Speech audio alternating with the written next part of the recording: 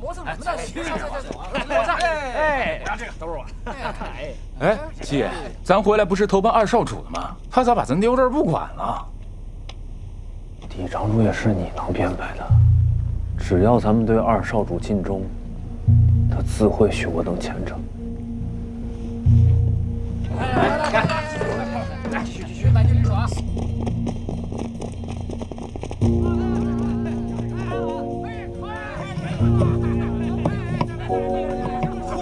谁出去？你手往哪搁着也得看着呢，你能不能？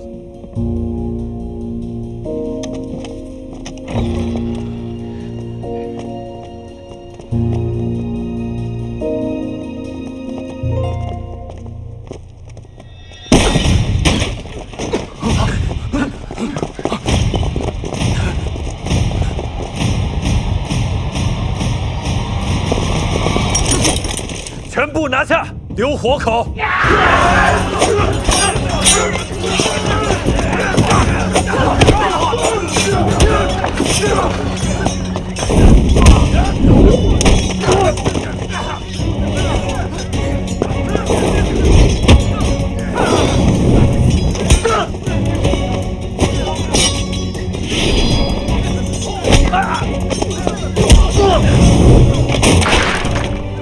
来人，带去刑讯。是。行溜的，有种你就活剐了老子！我要皱一下眉，救你孙子！我还未自报家门，你就知道我行溜。看来嫡长主没少提起我。什么他妈狗屁的嫡长主，老子根本就不认识。都招了。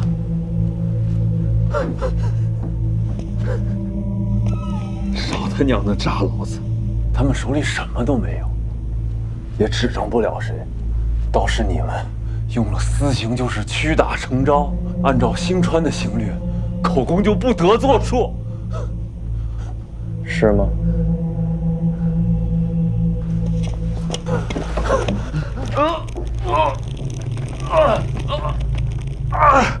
西爷如此嘴硬啊！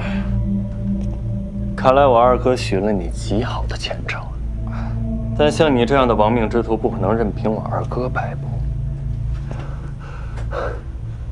你一定留了他的把柄吧？他给你写了文书。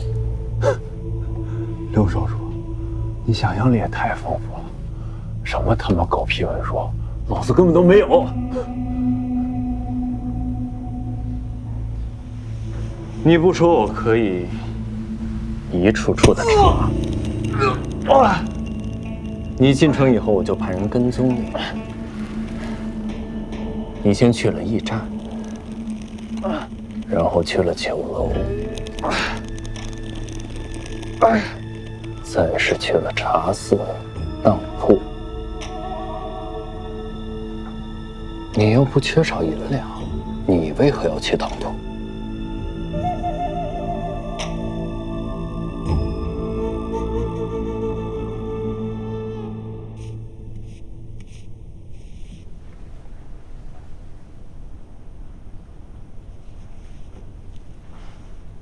少主这次真是越来越好了。哼，你懂什么？小的不懂，但小的知道，少主从小写字写久了就会酸痛难忍，所以还是请您多听太医的。得空啊，就热敷着。父亲啊，他一直说我是兄弟里边写字写得最好的，但唯有勤写、苦练，才能让他老人家满意。这幅字已经写好了，你去把它裱起来。明日我拿它给老父亲去瞧瞧。是。少主。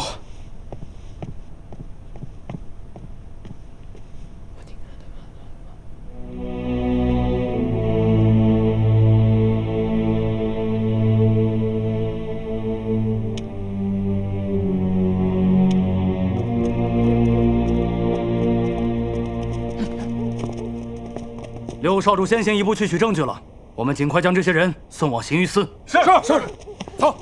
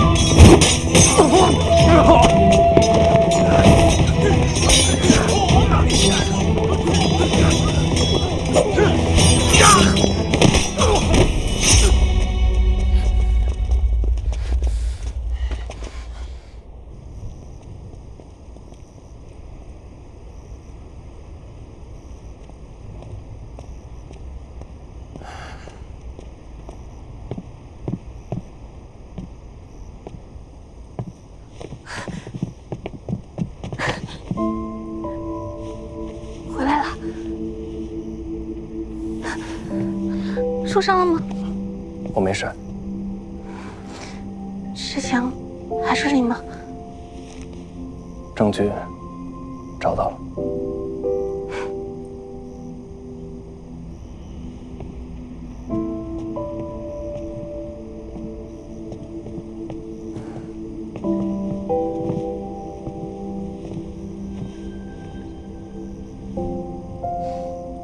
都已经拿到证据了，怎么还是不太高兴啊？这一旨罪状告到主上，嫡长主难逃一死。我想过无数次要一笔之道还施彼身，但如今真走到这一步，就有些犹豫。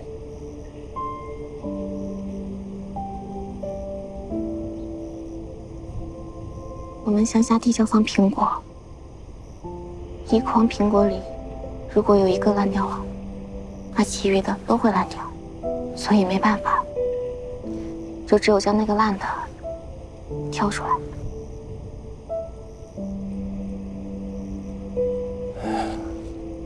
可人到了某些位置，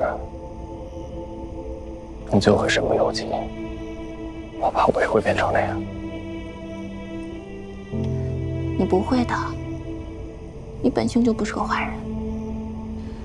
但如果真的有一天，你真的在某件事情上犯了错，那我也不会离开你，我会打你骂你，把你打醒骂醒。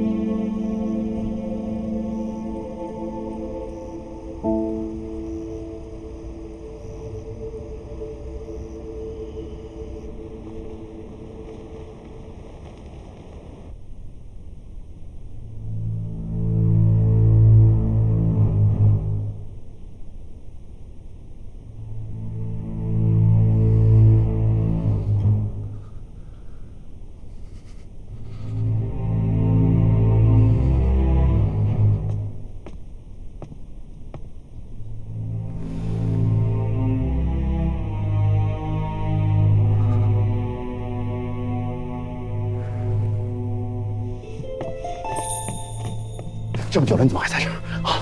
你给我起来！我说话你不听了是不是？你两人可交心，以后兄弟间怎么自处？父亲，让父亲怎么看你？有些事情可以据理避害，但如果少主触犯律法，还不论对错，我就不明白人质宫门的意义了。你哪有人质？你已经被停职了。告诉你，我现在在这儿都是不应该的，完全是我对你最真挚的情感驱动过来的。可真的怕你走上绝路，你这是在负伤逆鳞。三哥，我不是意气用事。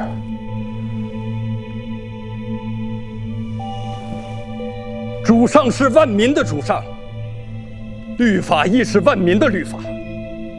身为船主，我相信主上自有决断。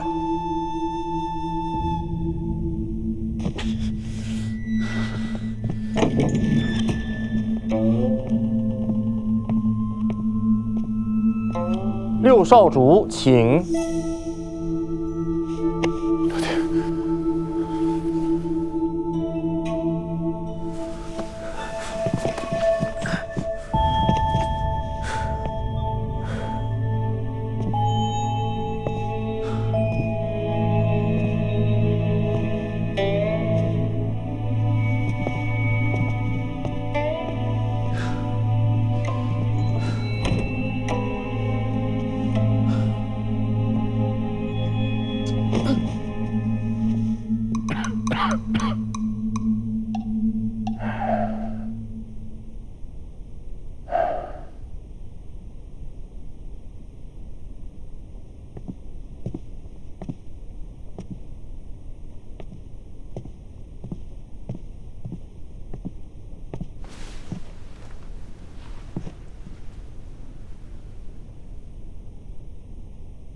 儿臣停职期间私自查案，愿受责罚，绝无怨言。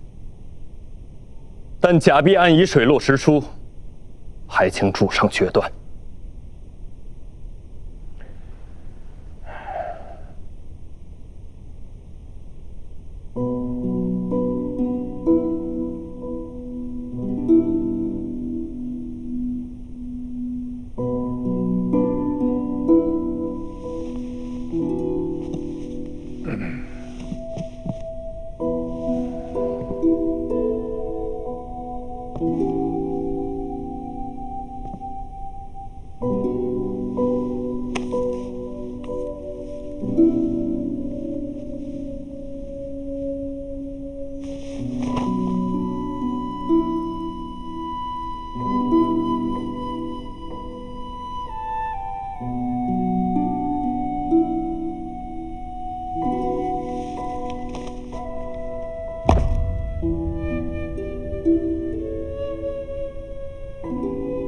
按新传律，你二哥当初极刑，少主犯法，与庶民同罪。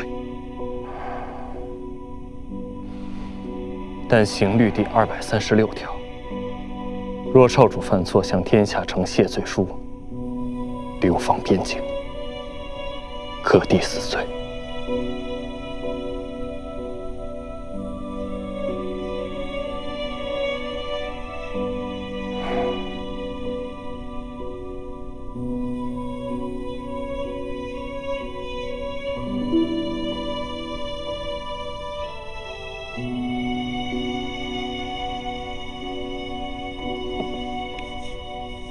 主上，小人帮您揉揉吧。头风是顾忌，不下猛药，就只是延缓罢了。哼，老六是什么都想到了，他私自查案翻境，可是他找到了证据，姑就不能罚他落人口实，连对老二的处置，他都替姑做了决定，将老二流放到苦寒之地，就可以免他的死罪。姑只能按他说的做。主上，六少主这么做，不全是为了自己，也是为了保全主上的儿子。他确实不只是为自己，可缘何要这么做呢？是人都有眼睛，看得明白，真是费心了。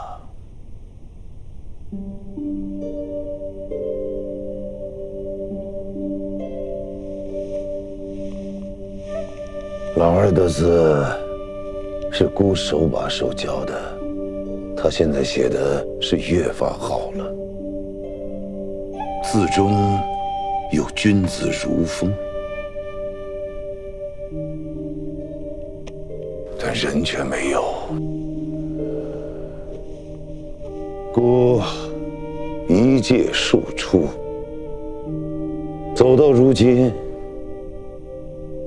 失去了多少，只有孤自己明白。从那时候开始，孤就在想，一定要好好抚养自己的嫡长主。他既为嫡长，就不会再经历孤从前经历过的一切。孤严格要求他将他抚养成人，他就能一生顺遂。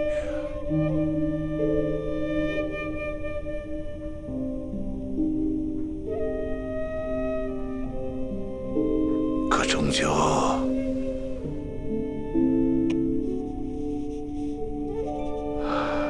或许经此劫难，嫡长主终能醒悟。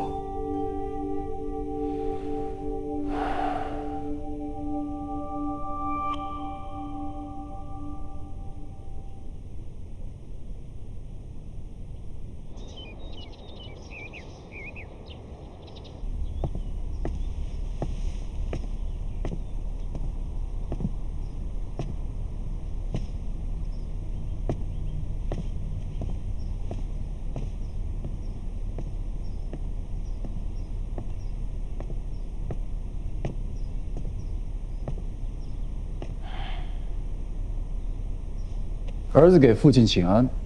过来。父亲今日好有兴致，竟邀儿子到从前受教的地方来了。你的这幅字，让姑想起了从前的事儿，就把他带了过来。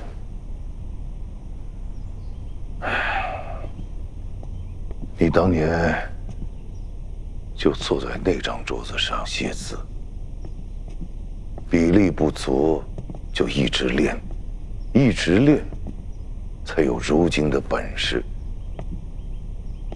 儿子的第一笔字是父亲手把着写的。那时候光教你握笔，就教了半个月，纠正过来，隔2天又忘了。是啊，叶、压、勾、格、底这几个比例，儿子总是记不清楚。儿子驽钝。当初你的个头只是到姑的膝盖那么高，穿着杏黄的袄子，坐在宽大的椅子上还略有不稳，姑就教你坐直挺背。可是你无论如何，再怎么摇摆不定，也不往后靠，甚至都不敢扶一下近在咫尺的扶手。你3岁开蒙，正式到少主学堂读书，那是10岁。先有朝臣上折子请旨，姑下旨准许，挑选吉日，晓谕群臣，拜天地列祖列宗，并孔圣人。拜之前，还请了智力司的人来教，演练了半个月。可结果到了那天，却根本就不记得都拜了哪些圣人。那天，姑狠狠地骂了你一顿。是。父亲责罚完儿子，却屏退旁人，摸着我的头，对我说：“姑知道你害怕，姑也害怕。”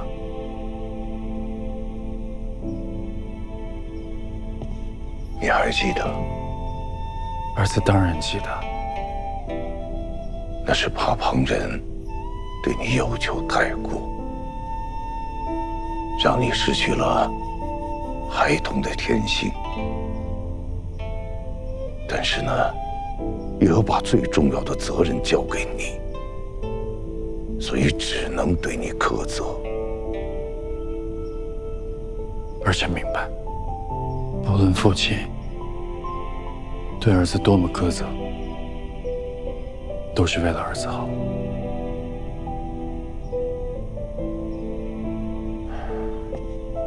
李红颜，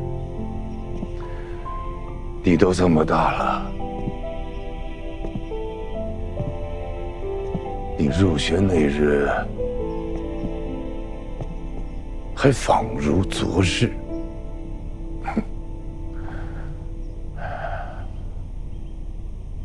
父亲今日叫儿子来，是有什么嘱咐吗？没什么，老二，你就没什么话要跟父亲说吗？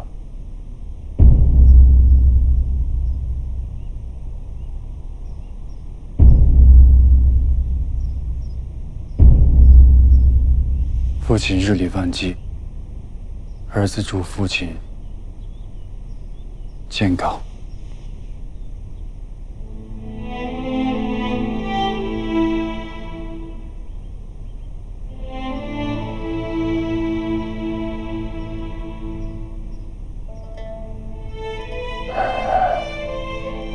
父亲日乏了，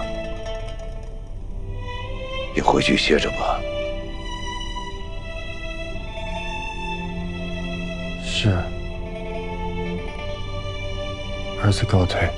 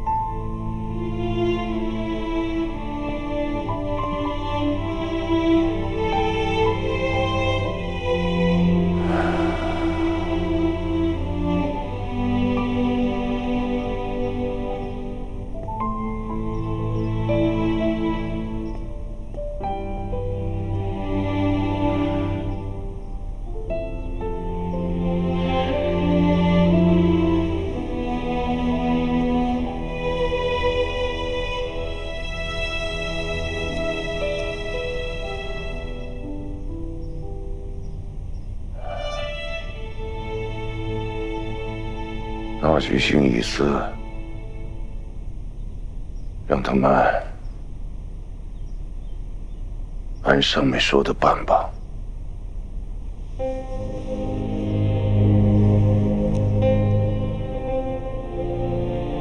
是。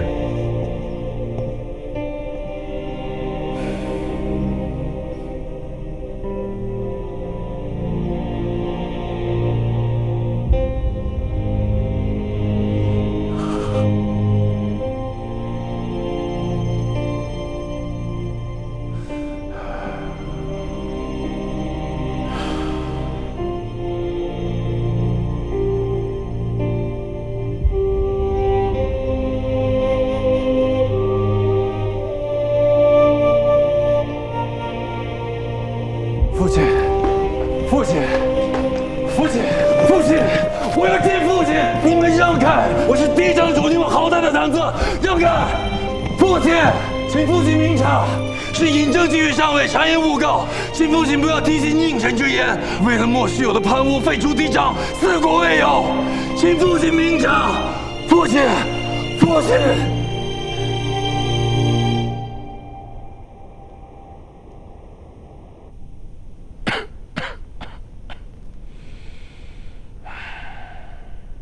父亲是早就想废了我吧？嫡长主行之有亏，一律罢黜。日后去偏地好好反思吧。父亲约我去学堂那天，就已经决定了吧？既然已经想好了，怎么连当面告知儿子都不敢？父亲就如此心虚吗？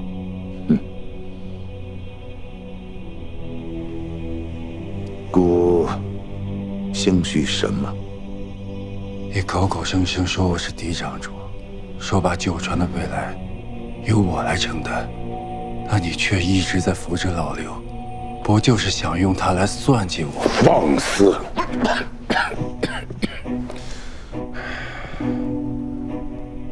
你从前经常犯禁，姑都放过了，眼下你铸此大错，你还有何颜面天居此位？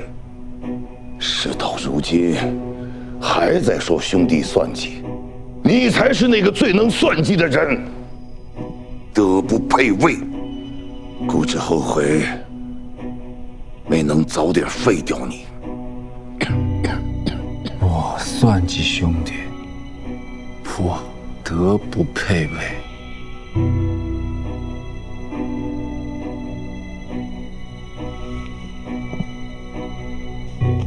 那也是上梁不正罢了。一个做父亲的，可有一时没有算计过自己的儿子？你认我为嫡长主，可有一时信任过我？几个兄弟里边寻嘛，总算有个老六可以提携了。怎么想用他逼我奋进，还是做我的备用啊？前门拒虎，后门引狼，说什么上朝历练，做的不好要罚，做的好要记的，这算哪门子的父亲啊？你但凡有一分的廉耻，父亲，即便是心术，儿子也以为只不过是高处不胜寒的无奈罢了。毕竟你是父亲，你允给我和母亲的未来，总不会虚言吧？到底是我狂妄，但父亲，儿子有一分的错，父亲要担上10分的责任。少主别说了，拖下去！你根本不配做一个父亲，你不配，都是你逼我的，是你逼我的。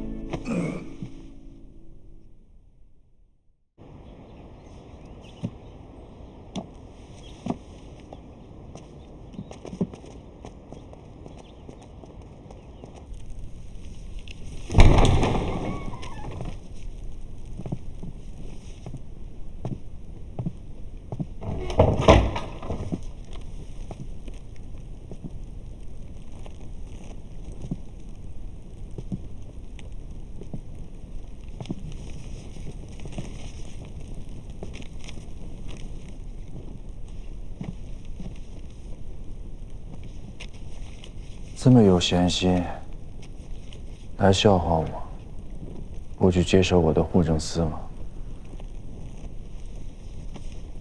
护政司本来就不是你的，是天下万民的。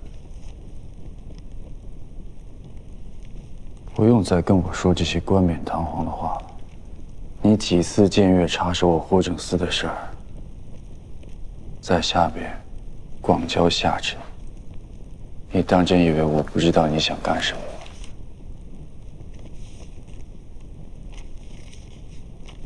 你想靠护政司巩固地位，从中牟利，中饱私囊，但不代表人人都会这么做。你这些鬼话也只有父亲会信，我会相信吗？你所做的一切，不就是想让自己上位吗？没错，在其位方能谋其政，尽其责。我自知会做得更好，为何要屈居于杜仲之下？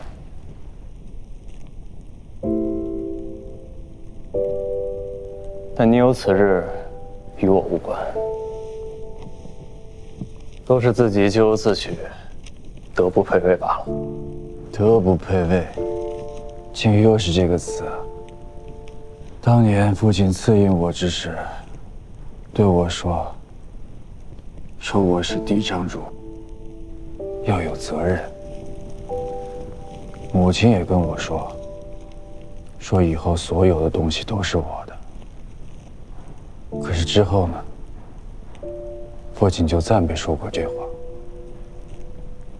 只要我有一点做的不对的，就说我是德不配位。你是父亲最看重的儿子，这么多年他可从未亏待过你。若连你都感觉到不满，让我们这些庶出，岂还有立锥之地？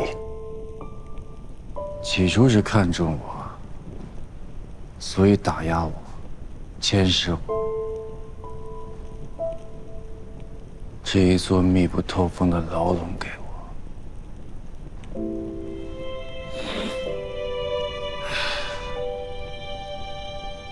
你以为只有你辛苦了？我生下来就是嫡长子，每个人都要我扛起九船。我要学所有我不想做的事儿，但是父亲永远不会满意。这么多年，我从未得过一息安静。有这么多兄弟，哪天你们超过我了，或者更得父亲赏识，我该怎么办？我坐立不稳，总是在害怕，会不会让父亲失望？可是一个30而立之人，谁能每天只能察言观色？既然说我德不配位，就别说那些都是我的。只要我做一点点错事，就捧出一个你来，硬生生夺走属于我的一切。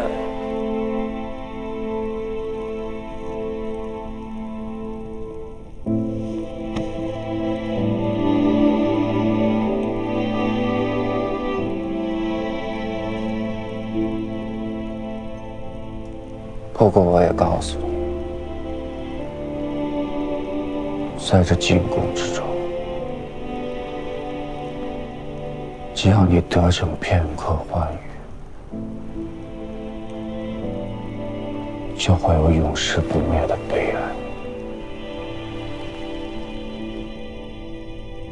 你呀，终归会落得跟我一样的下场。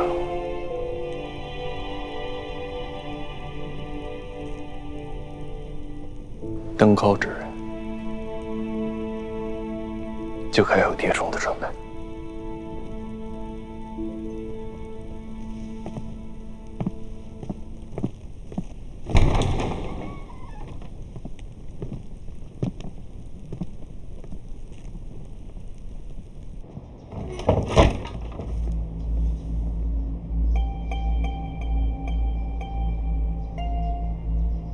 主上赐酒给二少主。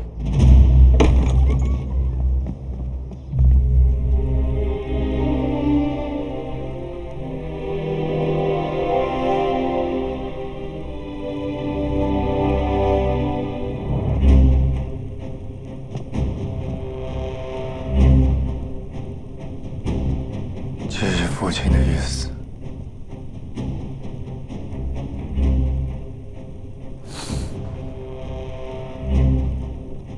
那就这么办吧。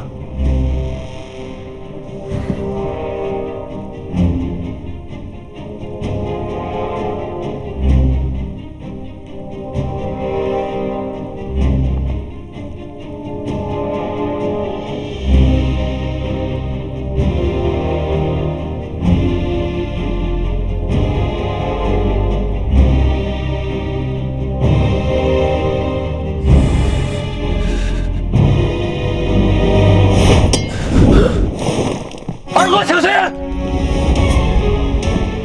进队！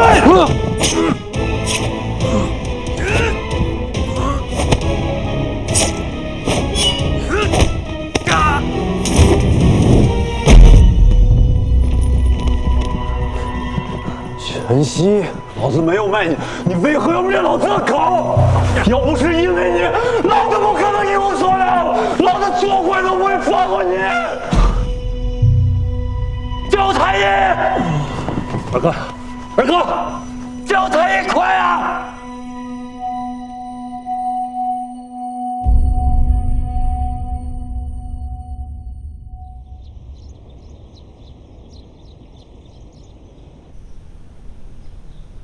这么拼命，为了一个坏人，还把自己弄伤了。不是你想，我去看他，结果他死了，那麻烦不还是我？明明是自己心软，现在知道疼了。少主，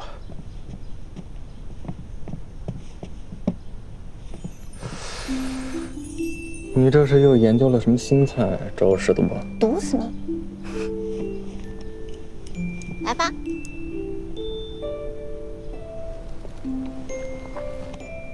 好吃吗？不错。这个虽然是简单的小粥豆腐，但这个豆腐有4种口味：招牌混合、经典烟熏、柠檬胡椒和豉油大蒜。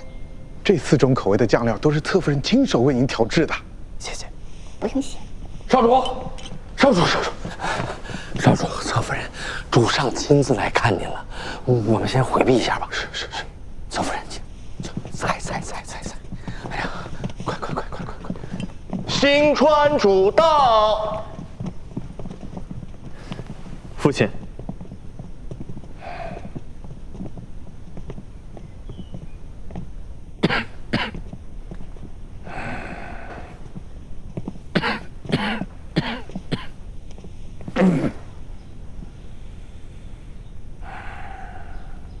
我听老二说，你直觉那毒酒不是姑给他的，你为何敢如此笃定？父亲虽贵为主上，但身为父亲一定会保全自己的儿子。要不是了解父亲的性情，我也不会寻遍刑律，去找到一条能够保住嫡长主的律法。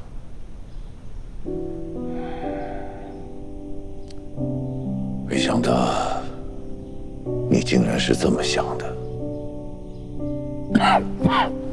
父亲，无碍，都是小毛病。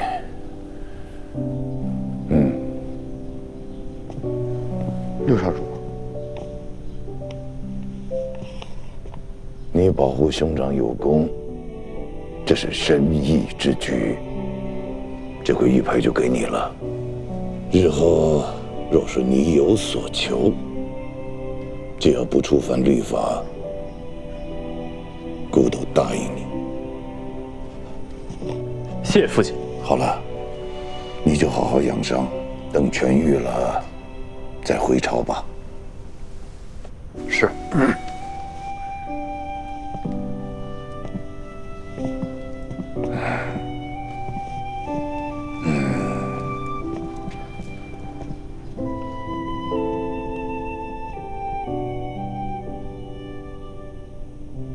六少主不日回朝，相信咱们的酒楼也能马上重新开张。但这几日大家都不能闲着，这是我新做的工作计划。为了重新开张，我们需要筹措一些现银。如今库存已经变卖的差不多了，也算是攒够了可以再开业的本钱。辛苦你了，元英。我这儿也有一份工作计划，是关于菜品的，请大家多多指教。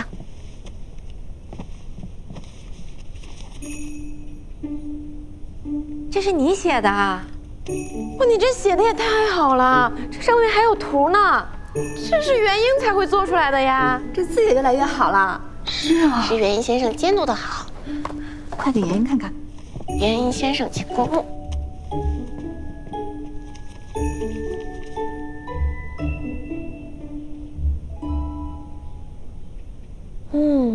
可行性很高嘛。如果大家没有异议的话，就照着做吧。好，有的忙了。哎，你们最近有没有看到静静啊？我好久都没见到她了。没有。去哪儿了？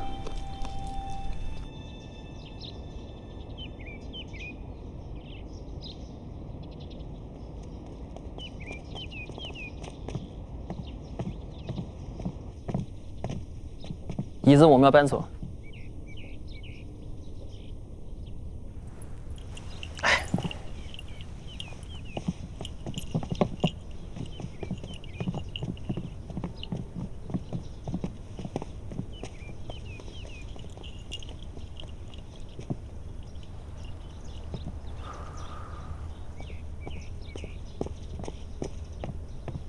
收拾好了吗？怎么了？没事儿。你的兵器都当了？嗯，当了，都给酒楼了。哎，咱们明天去看看租住的屋院吧。租住啊，租住，你说还得咱们自己找啊？那肯定要自己找啊！咱们从这搬走了之后，总得找个落脚的地方吧？是啊，少主当久了，好多事情啊，确实不太知道。你放心吧，我都问好了。城北的房子呢，价格便宜，而且也安静。咱们往北边看看。北边啊？嗯。北边都快到墨川了吧？快到墨川怎么了？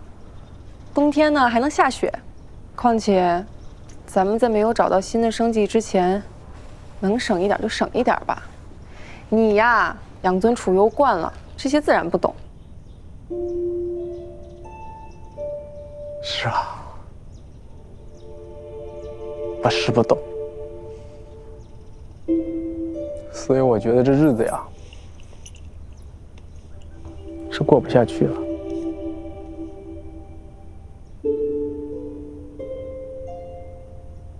我们和离吧。你刚说什么？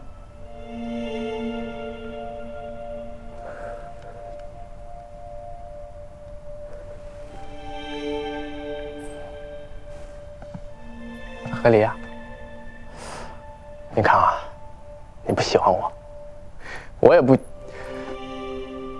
对吧？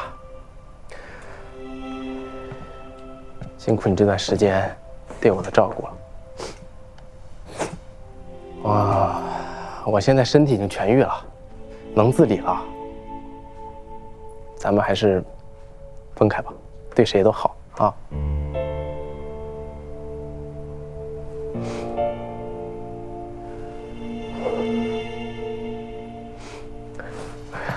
你不是吧？你怎么还不情愿呢？你不是最嫌弃我的吗？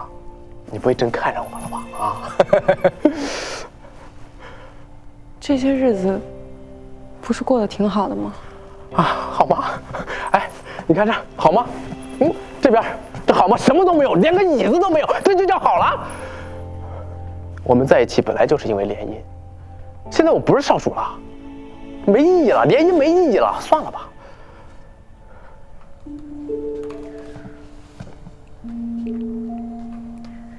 这不是你真实想的，你说实话。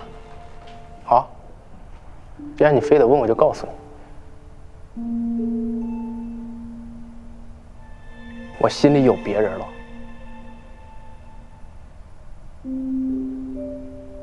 谁？郝家。对，你不知道吗？郝家跟我二哥分开了，我也可以为自己追求一下。你疯了？你知道自己说什么的吗？我当然知道了，而且你知道吗？我一开始想娶的人就是郝家，根本不是你，对吧？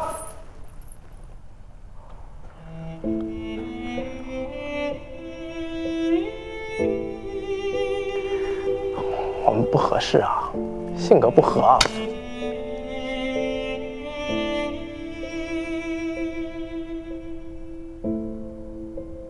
口味也不合呀。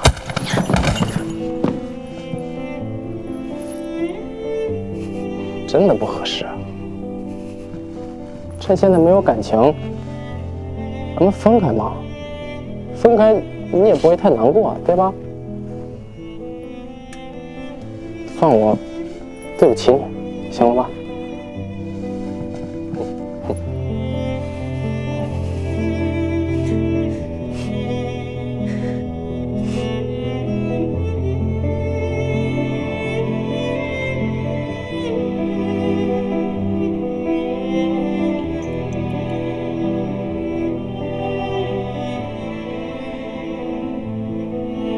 对不起，对不起。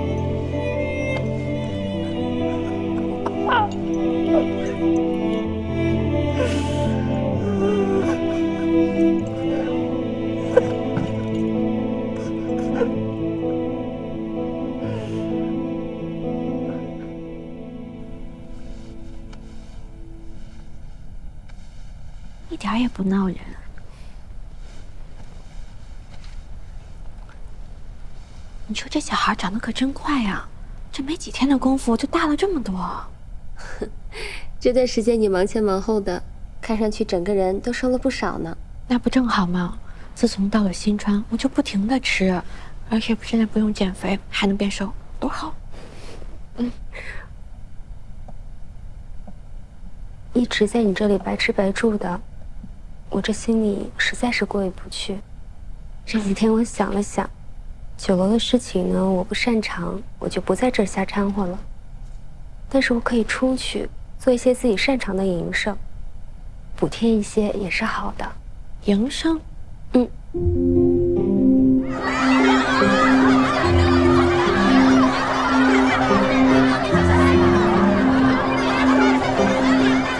娘，你肤若凝脂，用上这个颜色的胭脂，再加上这桃红色的花钿，有美人兮，见之不忘。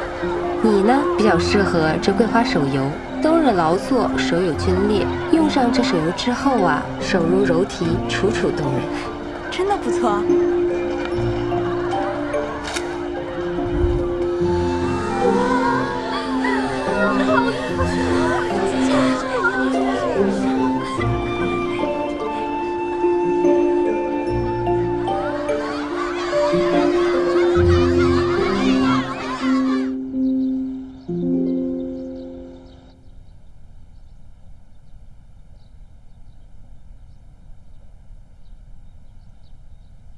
上官世坚，有夫隐士妻，历此休书，原妻改婚，永无争执。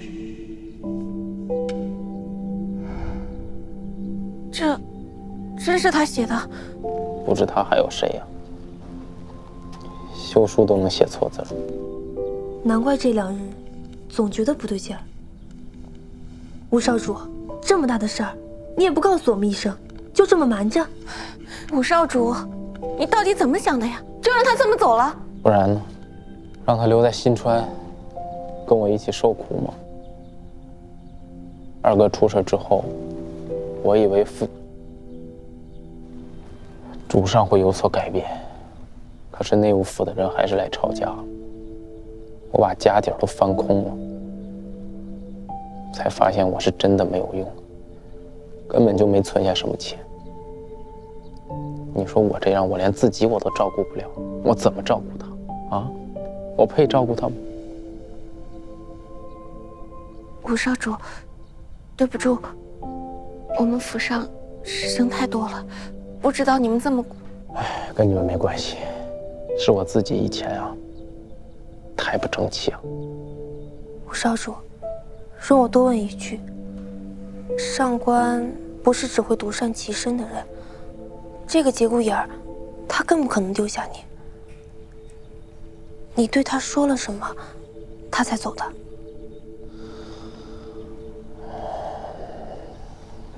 我说，我对郝家还有意思。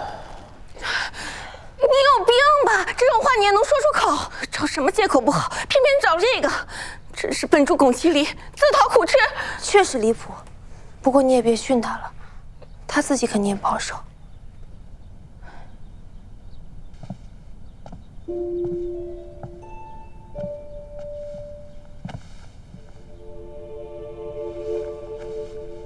吴少主心里肯定也是有静静的，不然也不会为他考虑，担心拖累他。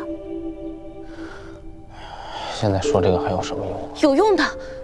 现在恶人已自食其果，没什么危险了，更不需要有什么顾虑。你现在马上回丹川把他追回来。静静这个大笨蛋肯定会信了你的话，你不能就让他这么信了呀。上官听了那种鬼话，可不一定愿意见他了。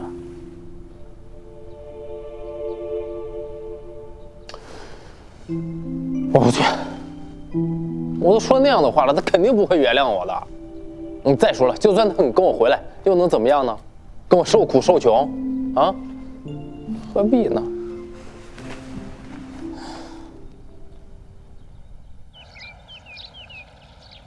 回来就对了，你等着，姑这就命人做一尊尹齐的雕塑，就放宫门口，遭万人唾弃。此后，他胆敢再入我丹川一步，所有人都不会放过他。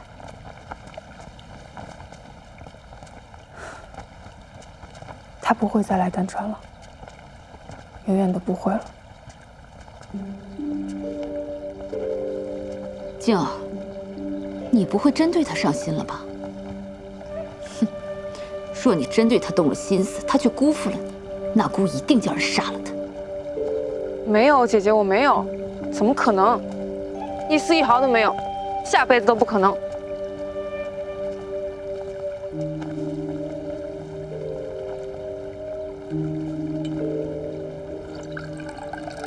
静儿，你是怕姑报复他，是吧？你那点心思我还不知道。我没有。罢了，姑这就命人给你找几个赘婿，趁早把这段孽缘了了吧。不用，我不需要。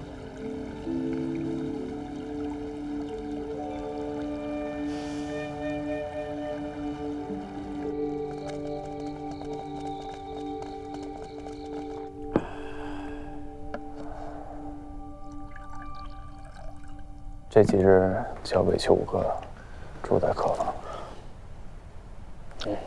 我就不跟你道谢了啊，住哪儿我都行啊，反正我现在孤家寡人一个，没关系。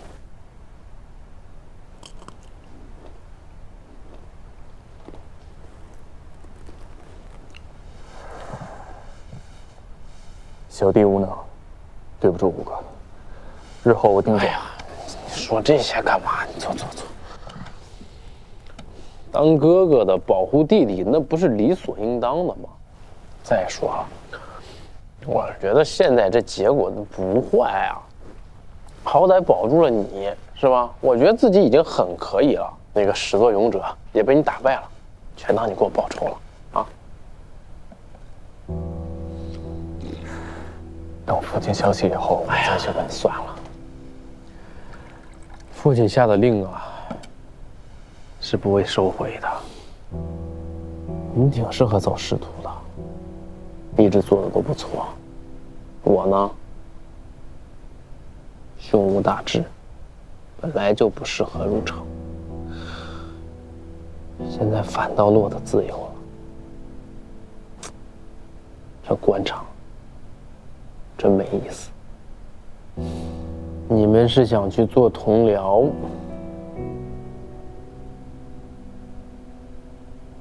可我只想做兄弟。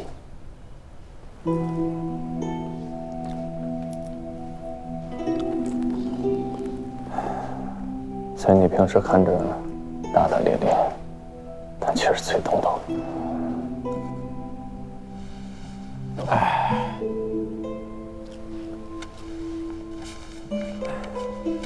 我已去信丹川主，把你为何要合理解释清楚了。这是回信。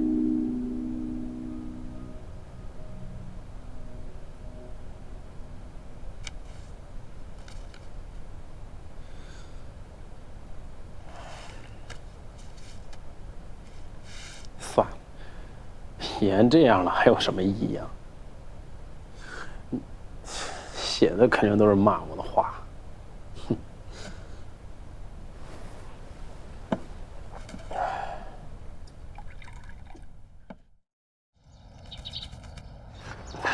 三哥啊，他什么事儿啊？这么着急啊？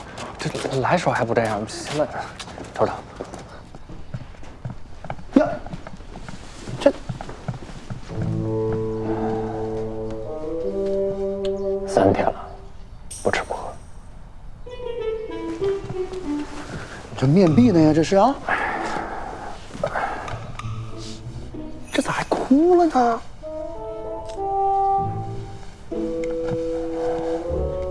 没想到真是骂我的，说我猪狗不如啊！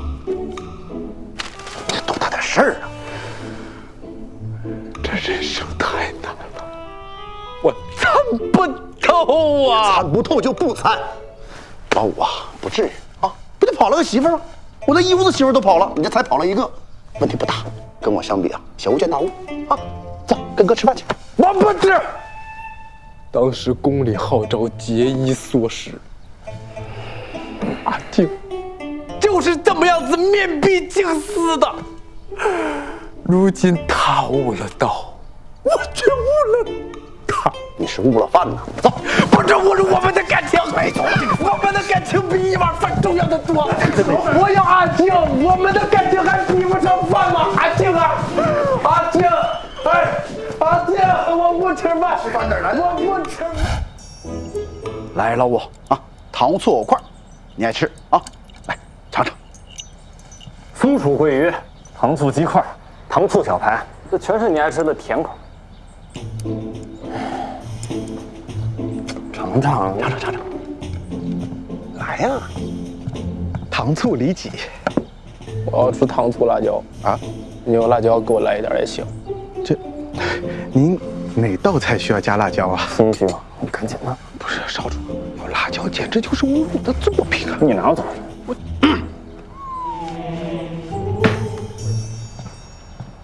哎，哥。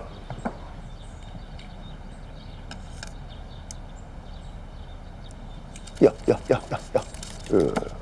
我看着都胃疼啊！没事，那个老五铁胃啊，辣断愁肠，以毒攻毒，一会儿就好了啊。一点都不辣，没有上官镜辣椒辣，一点都不好吃，我不吃了。完了，没救了。少主，哎，少主，诸位少主，您刚刚侧夫人得到消息，武少主啊，您真得去趟丹川呐。我不去啊。佩服，气质太硬了。要不，您先看看这个。这什么也没有，看。丹川主敕令，吴梅静儿、颍川郡。要招赘婿，上官镜要招赘婿。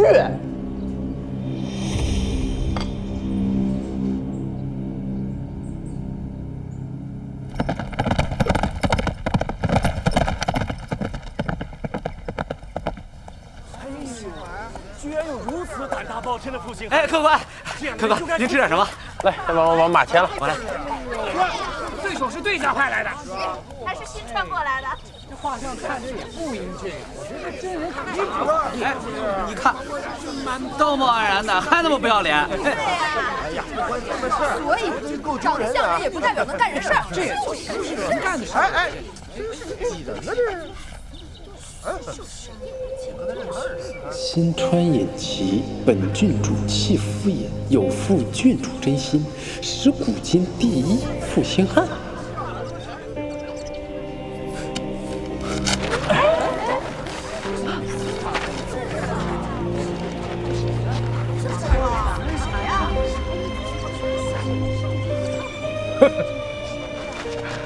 这上面说他是真心的。这就是在向天下公开，他对我还是有真心的，哈哈哈！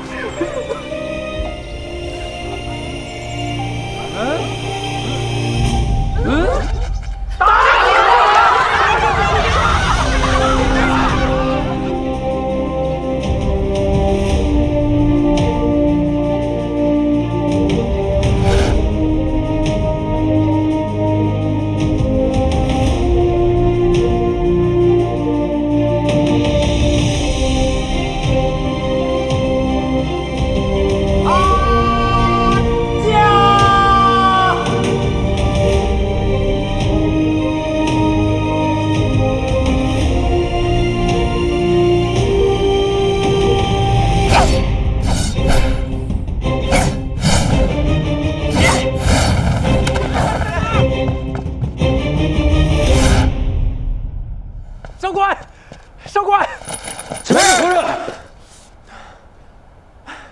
在下尹齐求见丹川郡主上官镜。你的话，请回吧。再不走，休怪我们对你不客气啊！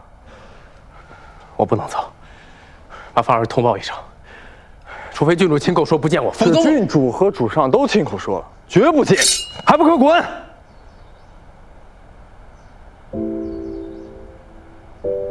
好，现在他都说了不见我，那我。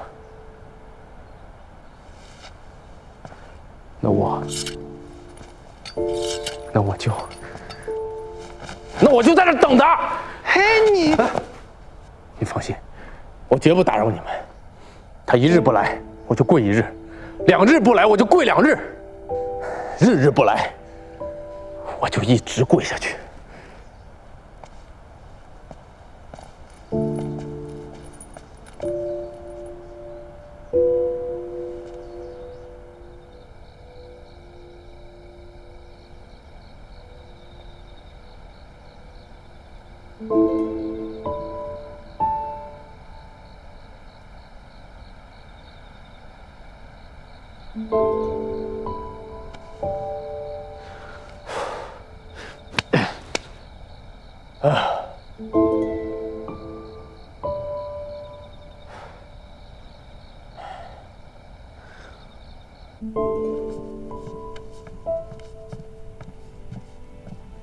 主上，尹琦来了丹川，在宫门外说是想要求见郡主。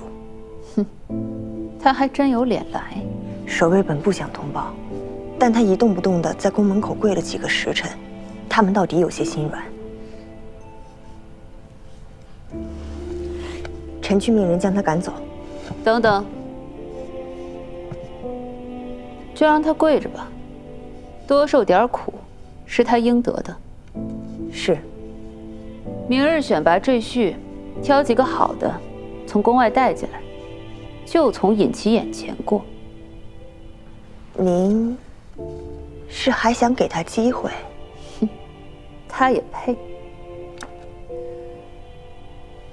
只不过静儿应该给自己一个机会，听听他到底想说什么。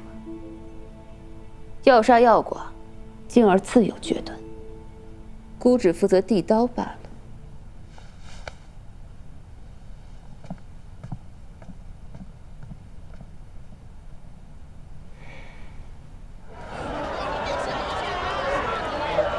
那就要这个了，剩下的我们下次再来买。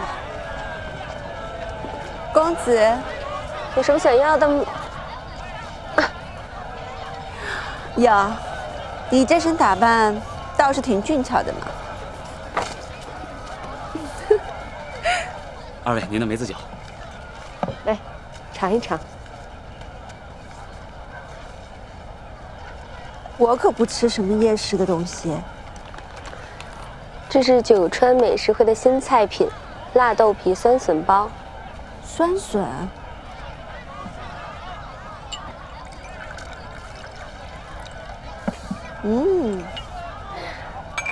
好吃吧？好吃。来，再配点梅子酒。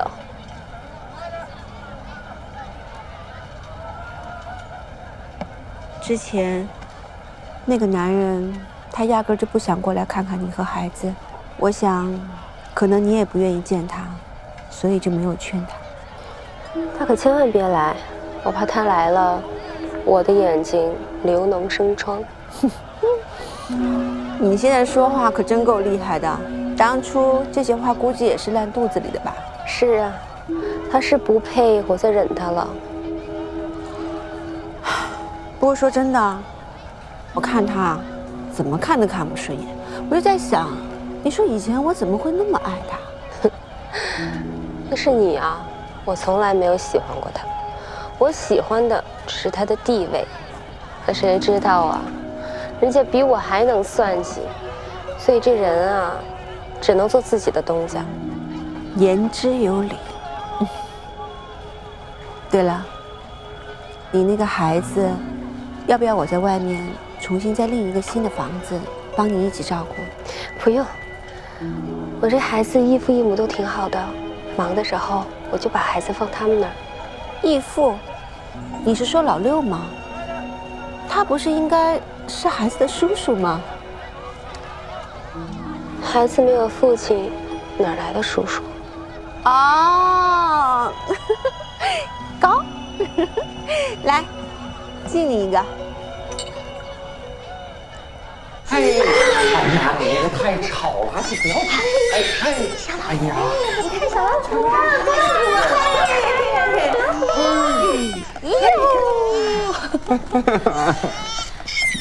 不哭了，不哭了。这牛乳别喂了，尿不也换了，怎么还哭啊？是啊，要祖宗啊，你别哭了，我哎呀，小老虎，小罗，少主。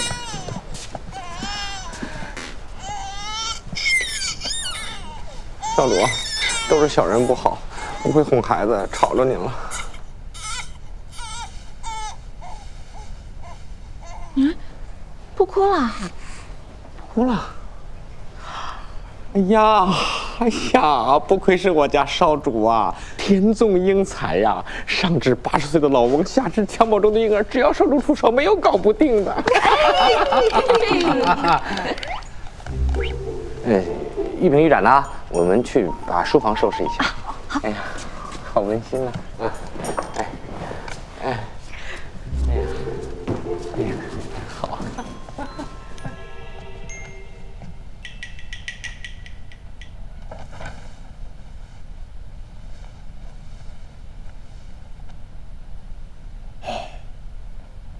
长了真快。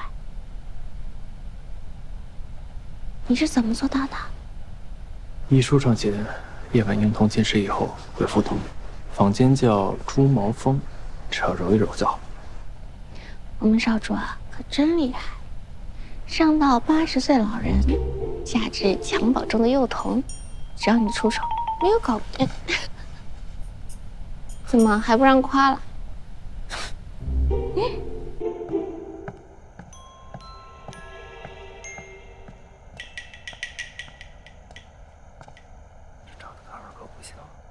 长得真漂亮。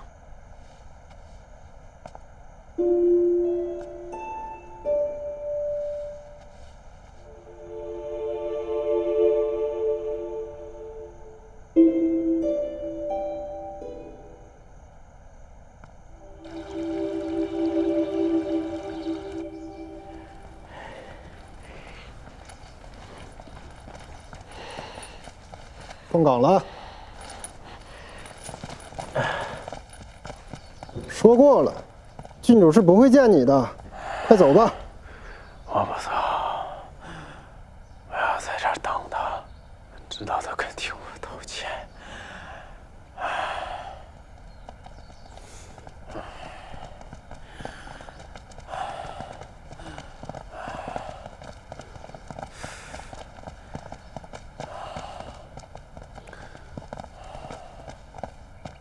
他们都是来应召做郡主赘婿的。开门。来的。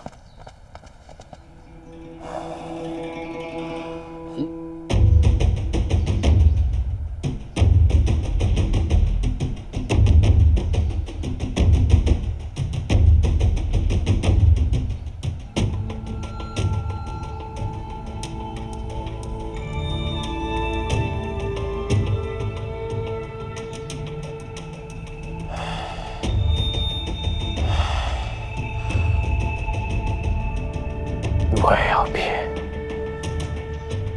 你说什么？上官要招赘婿，那我就批。他的赘婿，我当定了。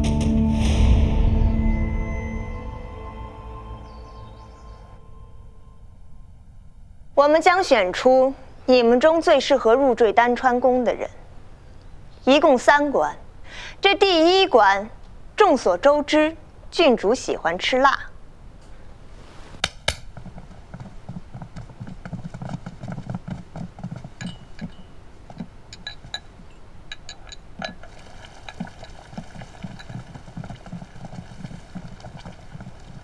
一炷香内吃下最多牛心管、鱼眼、鹅肠的人，就算胜出。诸位，开始吧。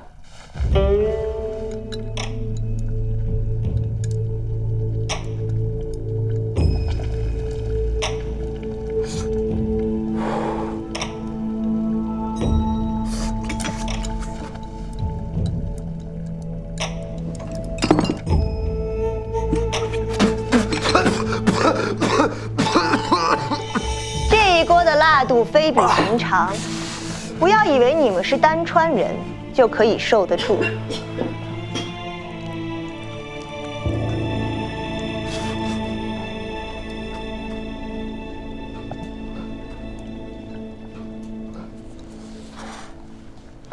你什么时候能吃辣了？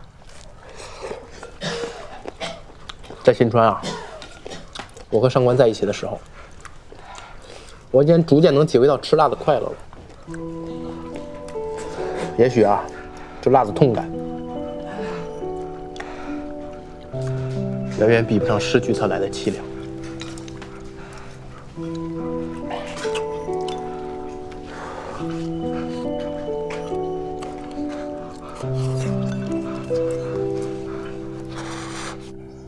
郡主素喜用枪，这一关就是考验你们够不够格做郡主的陪练。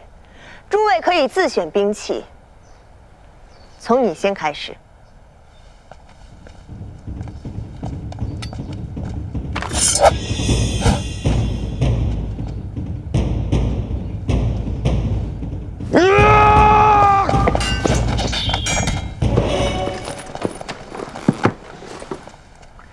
下一位。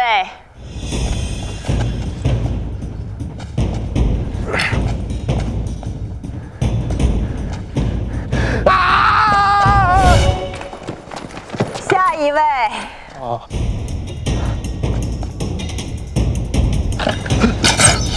啊。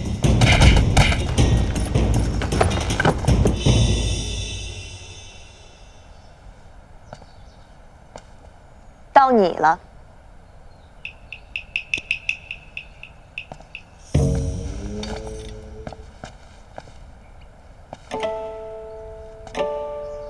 不带任何兵器上场，你可想清楚了？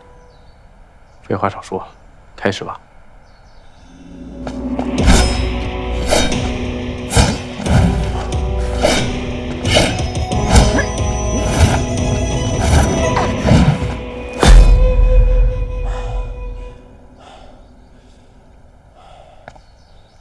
你什么时候变得这么厉害了？上官以前天天打我，这点本事啊，不算什么。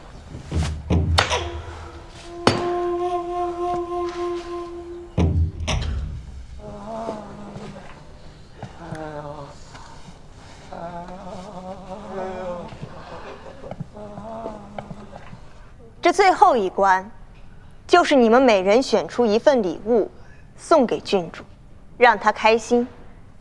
礼物最得郡主欢心者，胜。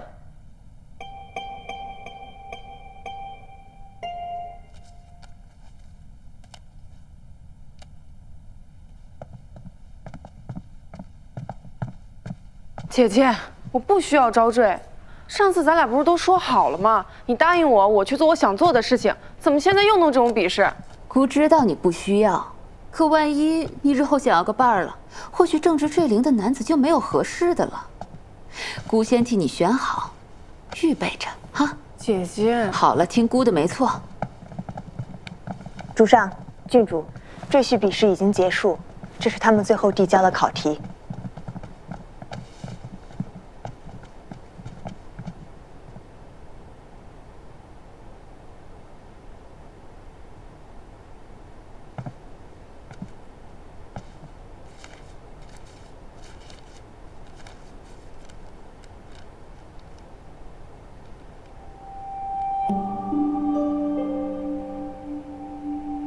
一直没告诉你，这个蠢货来丹川了。你说他不会来，他却来寻你了。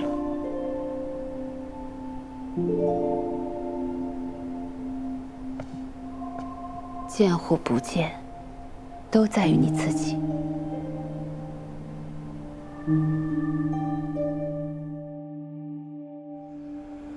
本次招赘比试的结果是无一中选，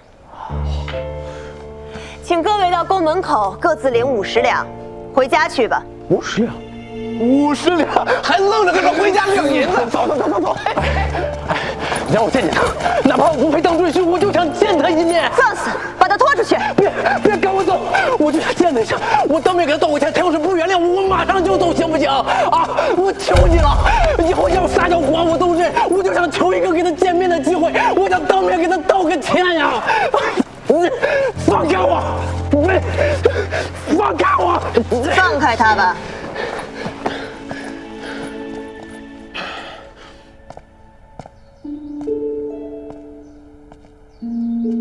郡主现在不在丹川，主上准许他外出游历。他去哪儿了？啊？在丹川，男子若是失德，则要承受鞭刑。若你能承受100鞭，打！你现在就把那个破鞭子拿过来！你别说是打我了，你就是拿刀捅我，3刀6洞我都认。只要你告诉我他的下落，我任你处置。啊？郡主昨日从丹霞湖驿站发来了信。丹霞湖驿站，谢谢你，丹霞开进不进，丹霞湖，丹霞湖，丹霞湖。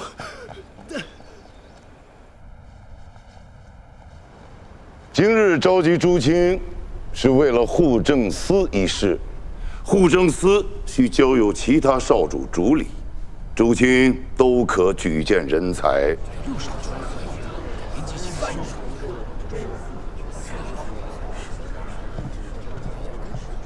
以臣之见，6少主在方士改建、新币推进和破获假币一案中劳苦功高，理应由他接任。臣附议。臣亦认为6少主是最适合人选。臣附议。 6少主自己以为如何呀？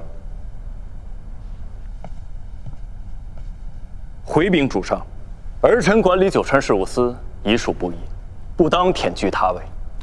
儿臣认为最适合的人选应是3少主。他已在户政司多年，知晓如何运作，曾经作为协理已有建树，若是转为主簿，亦当之无愧。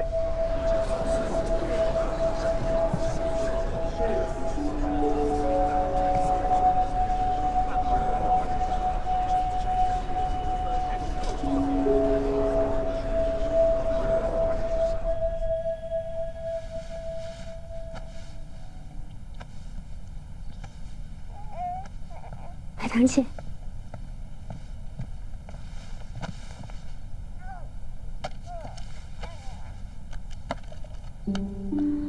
你这是终于赚钱了，总算能把你这的房租给你交上了。我不能要，拿回去。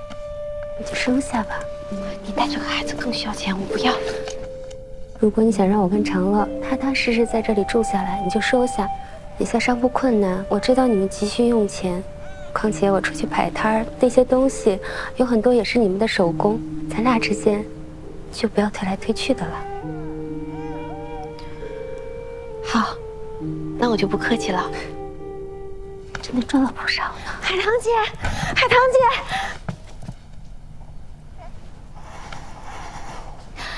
衙门的人来了，他们说那个死老三接管了户政司。 我们马上就可以重新开张了，可太好了！这个死老三算他有良心。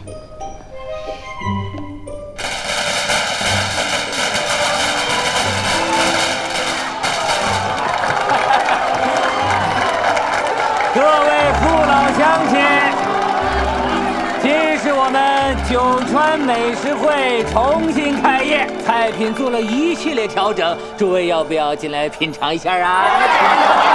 哎呀，在里边请，又见面了，欢迎欢迎欢迎！啊，放这儿吧，这是新菜品，尝尝。各位客官，这是本店的盲品菜之一八宝鸭，里面有8味食材，只有主厨知道里面放了什么。您若想知道啊，就得亲自品尝。若幸运的话，会在鸭腹中开出鲍鱼鲜翅；如果没有的话，就只有请你下次再来了。这4味酱料啊，是本店特制的，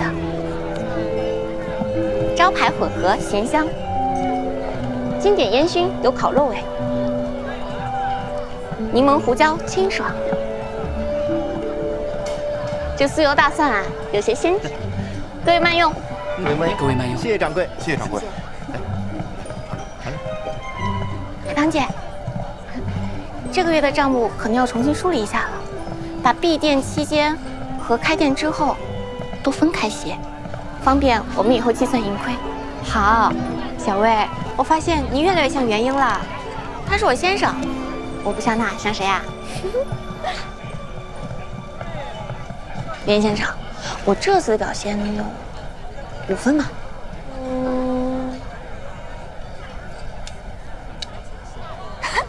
8分，还差2分就满分了，我可真厉害。剩下2分，继续努力。我先走了。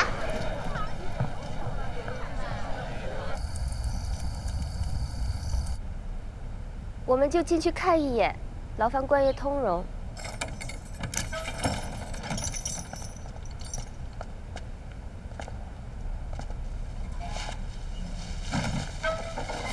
好家，方如，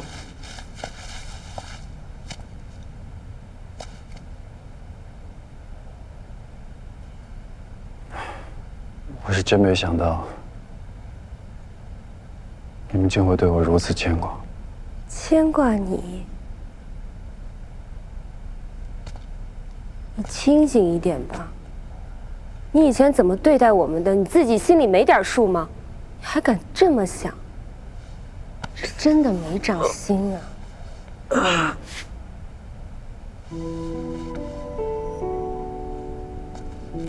少主，这恐怕是我最后一次唤你少主了。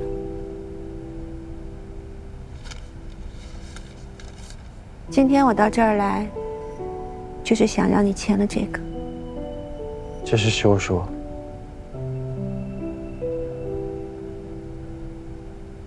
真是荒谬。荒谬！我倒觉得，我跟你在一起这么长时间，那才是荒谬。我只想告诉你，我和你之间没有任何余地了。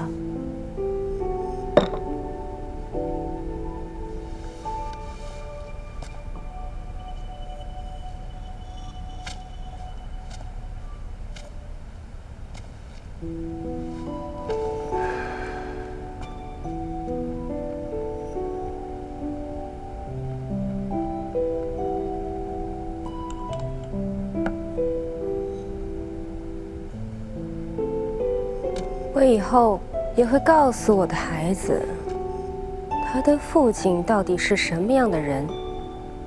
他长大之后自有判断。哦，对了，还有一件事忘记告诉你了，我的女儿，她姓郝。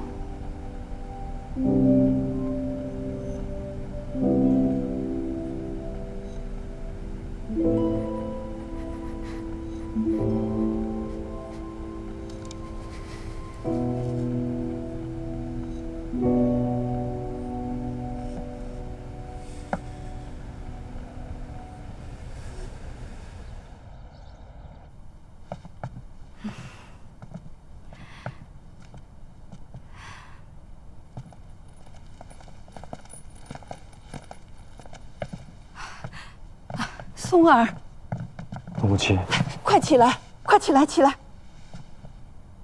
这几日你还好吗？劳烦母亲牵挂。儿子挺好的。今日之后，儿子就要去往流放之处，还请母亲保重身体，也切勿再触怒父亲，牵扯自身。我会想办法多给你寄点钱。等过了这几日，你父亲气消了，我就跟你舅舅想办法接你回都城。不必了。父亲应该不会再想见我了。母亲若是思念我，写信，或者去看我，都是一样的。儿子如今已是一介庶民，我也想试试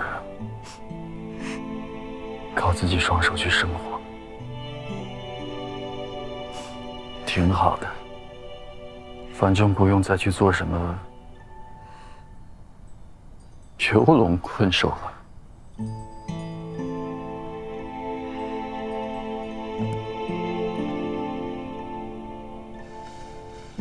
儿子，就此别过。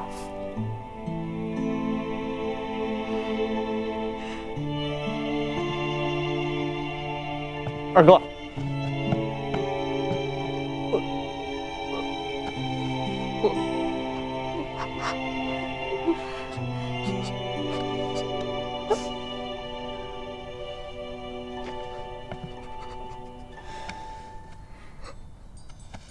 老师，是哥哥把你给宠坏了。我至今日前车之鉴也。这进宫之中，尽是悲哀，你一定要安分守己，切忌好自为之。待我照顾好母亲，啊！是。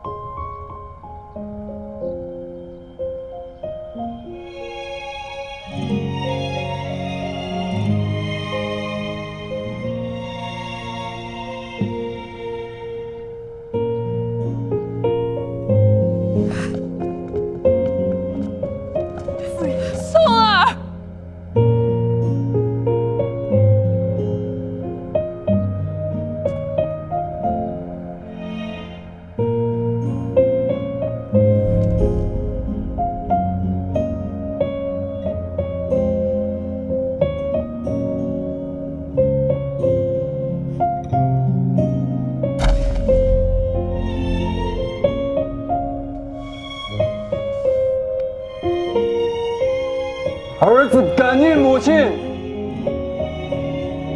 养育之恩。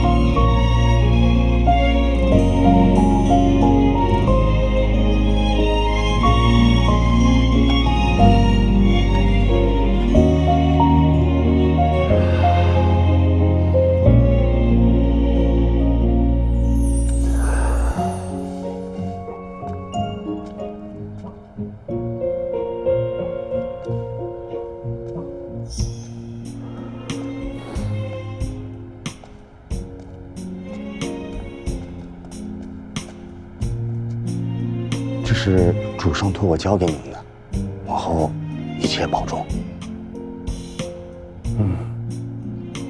不管是主上的恩赐，还是补偿，都用不上了。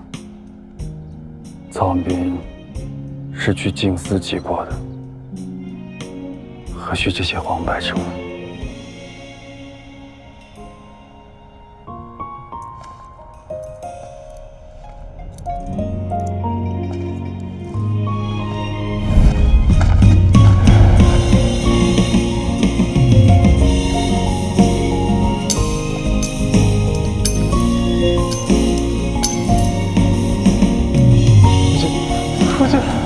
父亲。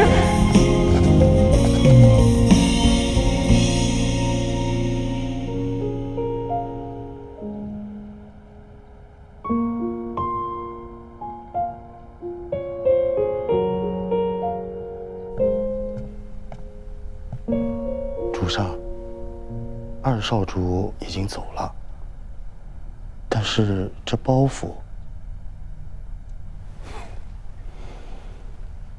这时候倒有了嫡长主的气节了。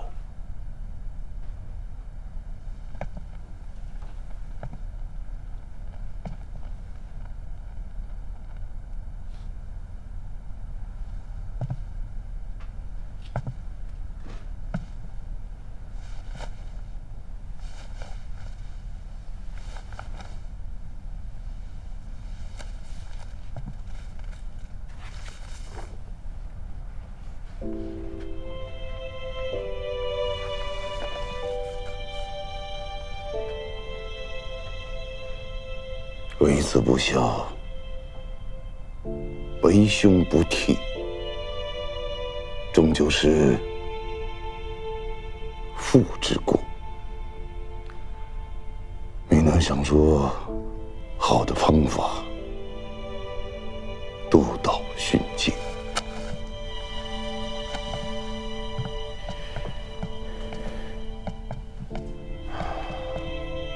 主上其实也曾对二少主寄予厚望，是二少主让主上失望了。厚望？孤刚失去一个儿子，智利司几世中就都跑过来问：下一个厚望何在？个个都说应当决断，可这决断还要断送几个儿子？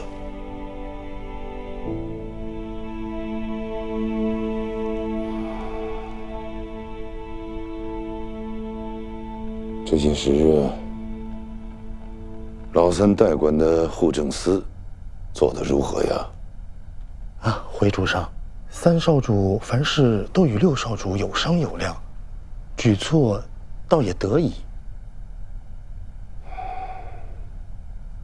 梁舍，是。你觉得老六为臣如何，为子如何？小人不敢妄言。说。是。六少主对主上恭敬，行事稳妥，看着倒也敦厚。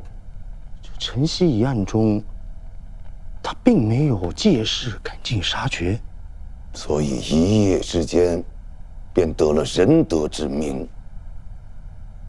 原本朝中还在弹劾他审讯滥行，转眼智利司都称颂他的仁义。哎，从前在少主宫院，他仿佛不存在一般，就一夜之间便让人瞧见了他。现在有很多人都在议论他可堪原处了。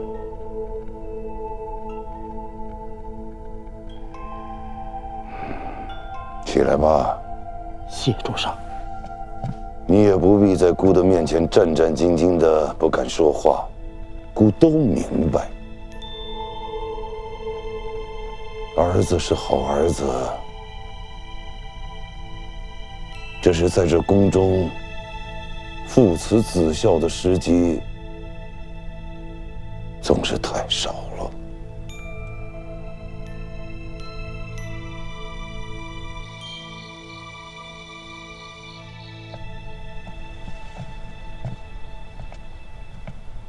少主在忙吗？进。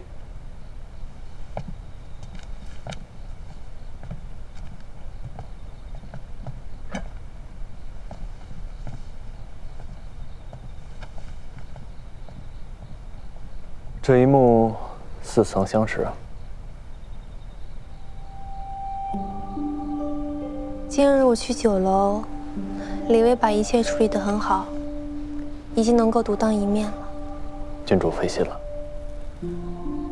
二少主离开，三少主掌管了户政司，如今少主也已仕途坦荡，所以我想，我的任务完成了。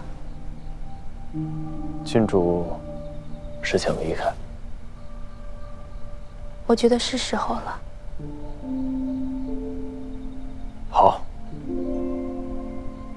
少主这么轻易就点头了？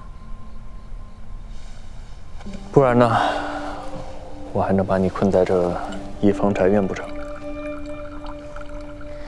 少主的为人我还是清楚的，不然我就会带李薇走了。只是我担心，眼下未必是最好的时机，恐怕会给少主添麻烦。郡主放心，我既然答应了，就一定能做到。多谢少主，愿一切顺利。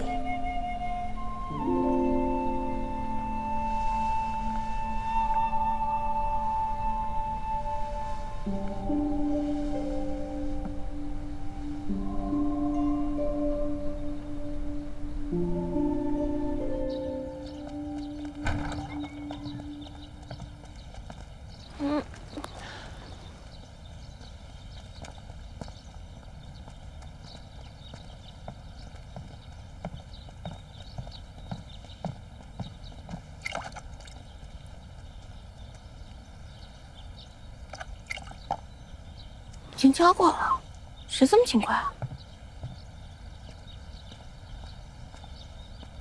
菜地也交了。小百福吃饭，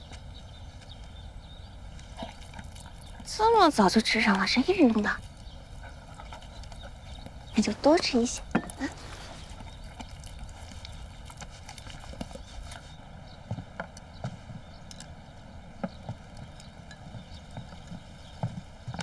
侧夫人，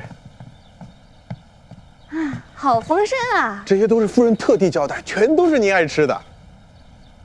袁艺人呢？他去酒楼了，没到开张的时辰呢。是啊，夫人今日好生奇怪。虽然她平日奋进惯了，可是昨晚竟然整夜都没有睡觉，而且今天一大早就起来逛园子了，把府里上上下下都打扫了个遍，还跟我们交代了好些话，说让我们把您照顾好。哎，侧夫人，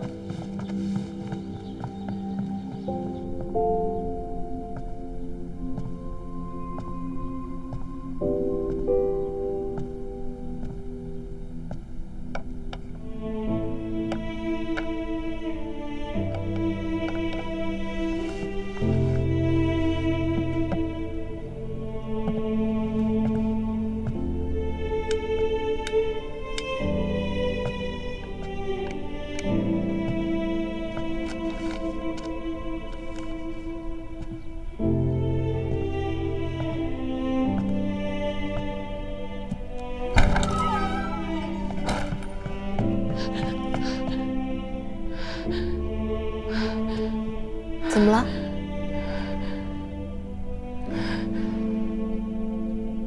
还愣着干什么？过来帮我收拾。你要走了吗？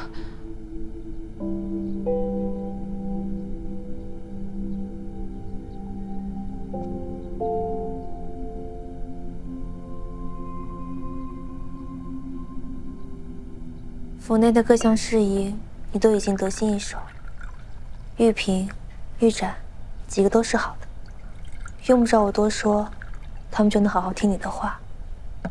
我本想去厨房一趟，嘱咐刘宝全几句，但后来一想，饮食是你最擅长的，用不着我操心。为何如此突然？二少主流放他乡，再无任何可能。护政司和九川事务司也都稳定了。如今，局面算是打开了，所以，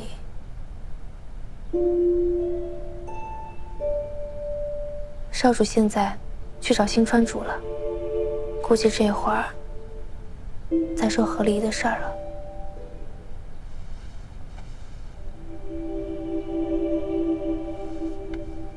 你现在已经用不着我操心了，我不在，你也可以将大大小小的事儿料理好。我想，我是时候去过自己的生活了。可是我舍不得你，我真的很想把你永远留在我身边，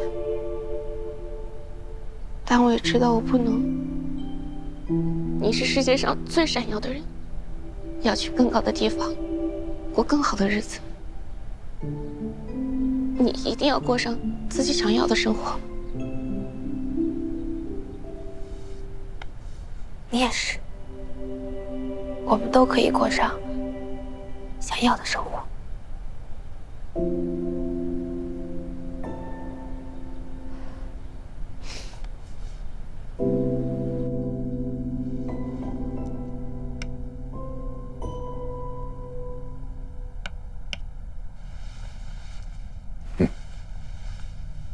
顾的那些逆子呢？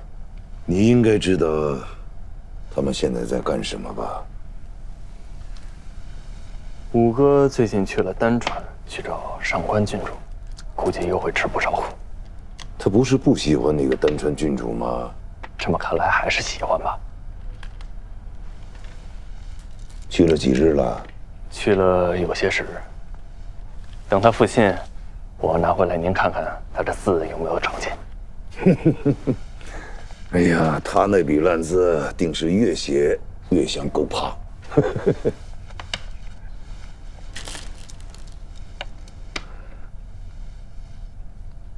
父亲，我有一事想与您商量。说。儿子想和元英郡主和离。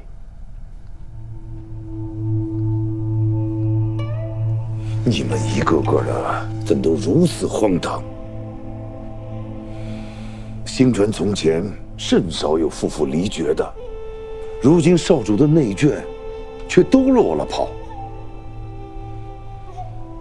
这是什么邪风啊？我知道这不符合常规，但我和郡主已做好了万全之策，绝不会影响两川邦交。你就是因为济川的李氏，我早就说过，成大事者不能沉溺于情爱。是，但这成家立业，守业为家，若是府中和睦，那对外也会更加尽心尽力，不是？其实相比内务，郡主更适合朝中之事，这将来必会成大器。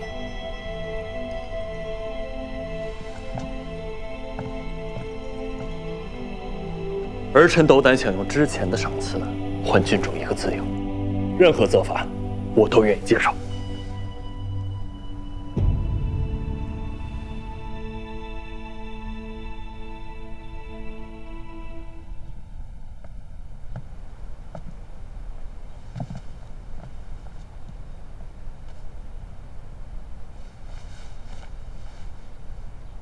父亲已经同意我们和离，郡主可以回家了。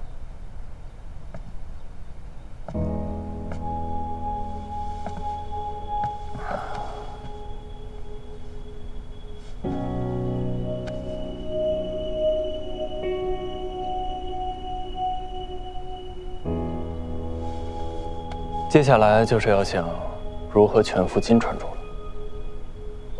这次回去，我们可能会面临一些麻烦。我有6个弟弟，5个庶出，但都十分顽劣。元旭是嫡长主，也是最糟心的一个。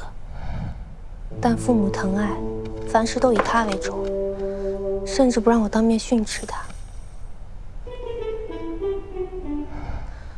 若这次回去受他些言语，我先提前说声抱歉。没关系的，我也有个糟心的弟弟，能理解。这不仅弟弟糟心，哥哥也糟心。我母亲虽为我着想，但她性情软弱，在父亲面前说不上话。金川夫人，若真为你的幸福考虑，那我们一定有办法说动他。但愿吧。但这次最棘手的是我的父亲，他强势惯了，对儿女姻缘也十分守旧，很难说动。你知道吗？当年我本该与你一同入宫的，但我的父亲将我的婚事视为生意，他一早就想好要让我嫁入新传，但不知嫁给哪个少主才能获利最大，所以便让我称病，退出九川卓选，直到遇见了尹正。他太过重利，若是影响两川关系，他不会同意的。那若是新川降低过税呢？两川交易往来，新川征收的过税一直偏高，相信这也是金川主的心头大患。确实可行。金川要向新川兜售漆、教、鱼苗等，过税高达20取1，乳牛、羊皮等还有额外课税。江河商船还要收船钞。若是能划定新准则，减少重征叠税，父亲一定同意。但新川从前重征过税，是因为金川的商贸实在太强。但如今时异，新川也有意重新制定过税，此事大利于两川百姓。我有信心能够说服川主。多谢六少主。你们两位合理，竟然要扯上过税的问题，还得把两川的百姓摆到台面上来。唉，这就是大川风范。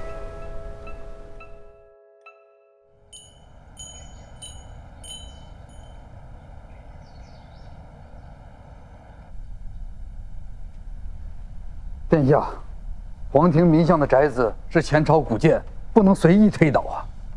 若是情急征用，也还罢了；将古宅改为享乐的瓦室，民怨将起啊！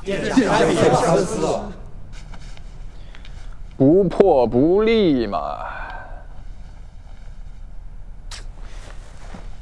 我跟你们讲啊，我姐姐跟我姐夫在新川弄了个做九川宴的酒楼，还推行这指器代币。新川这眼下可强盛了不少啊。那我们金川不也得变革吗？这样才不至于落后太多，是不是？就这么办吧。变革可不是胡闹。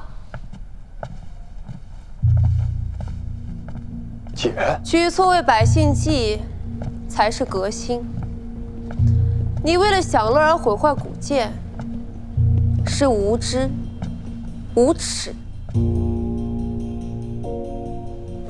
你怎么回来了？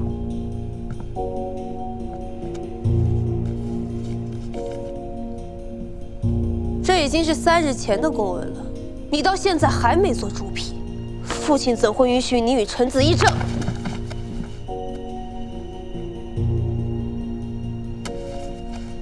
你一个外嫁女的，什么时候轮到你管这些了？我现在担任的可是监理之职的嫡长主啊！你怎么敢对我这么说话？监理？父亲竟然让你担任监理，你根本不想务正，只想霸着高权为所欲为。皇庭民巷的房子，你也并非真心想拆，只不过一时心血来潮，结果大家都不满意，你就更想做成此事好摆监理的谱。你什么你？一不批公文，二玩物丧志，三决策荒谬，引起众怒。你为何还有脸驳斥张姐？父亲呢？跟我去见父亲。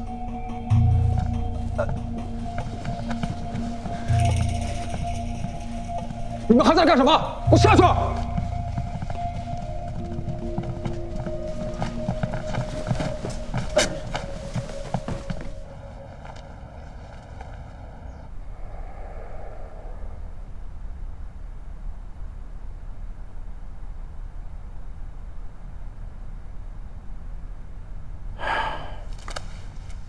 元英，允许虽然有许多问题，但他是嫡长主，你不该当着外臣的面说他。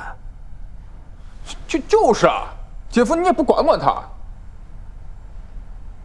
方才郡主确实有些冒失了，但身为监理者，恪尽职守应当是本分才对吧？哟，这就护上短了。燕儿回来省亲，贤婿能跟着一起，我们就放心了。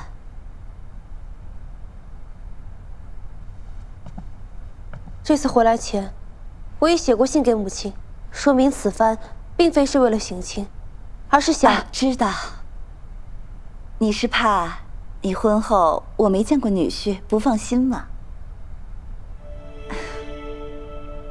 几个子女，你父亲就担心你，怕你在外面闹事。如今看到你们夫妻和美，我们就宽心了。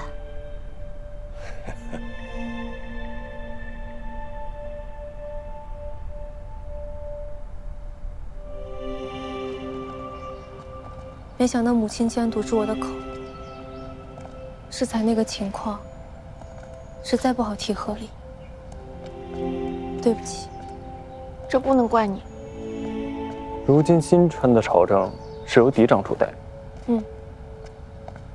父亲有意锻炼元旭，暂岗休息。只可惜，他是块废铁，练不成金子。父亲大概知道我想做什么，只是刻意装傻罢了。这件事情若是你和金川主说，那便是家事；但如果是我和金川主提及，那就是公事。不如由我来说。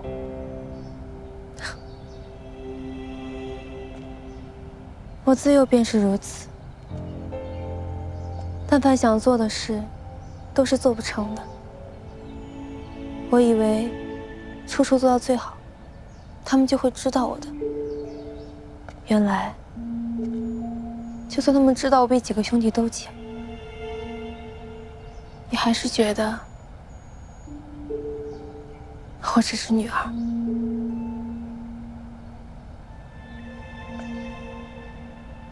带累你们了。你别这么说，只要你自己明白，自己要做的事情是什么，所有事情做成之后，冷艳都会变成青烟。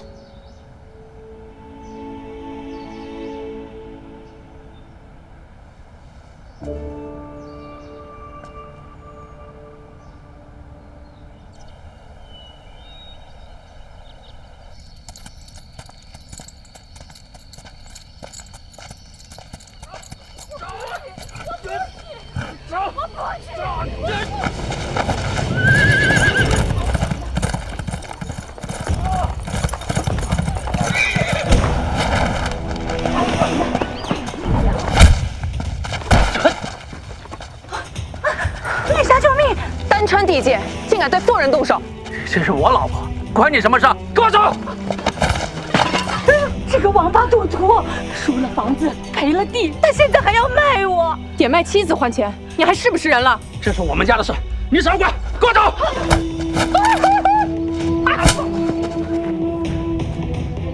你给我走！你个臭娘们！哎呦！玉霞饶命啊！我不敢了。你要是再让我看到你干这脏事儿，我送你去投胎！滚！多谢女侠，多谢女侠。这个钱你拿着。这我不能。你拿着，带着这个钱，赶紧走吧。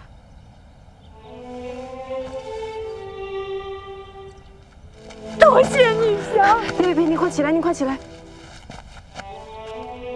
这种男人不值得，跟他和离吧。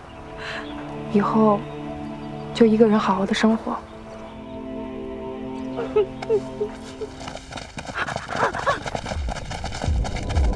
就是他，就这臭娘们，敢欺负我兄弟，上！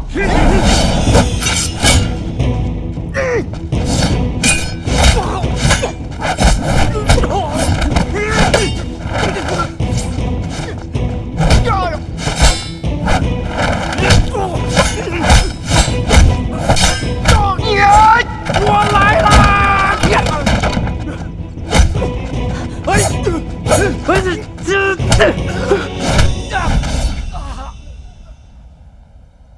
哎呀，辛苦各位官爷了啊！这下就可以放心了，以后一定要好好的生活。保重。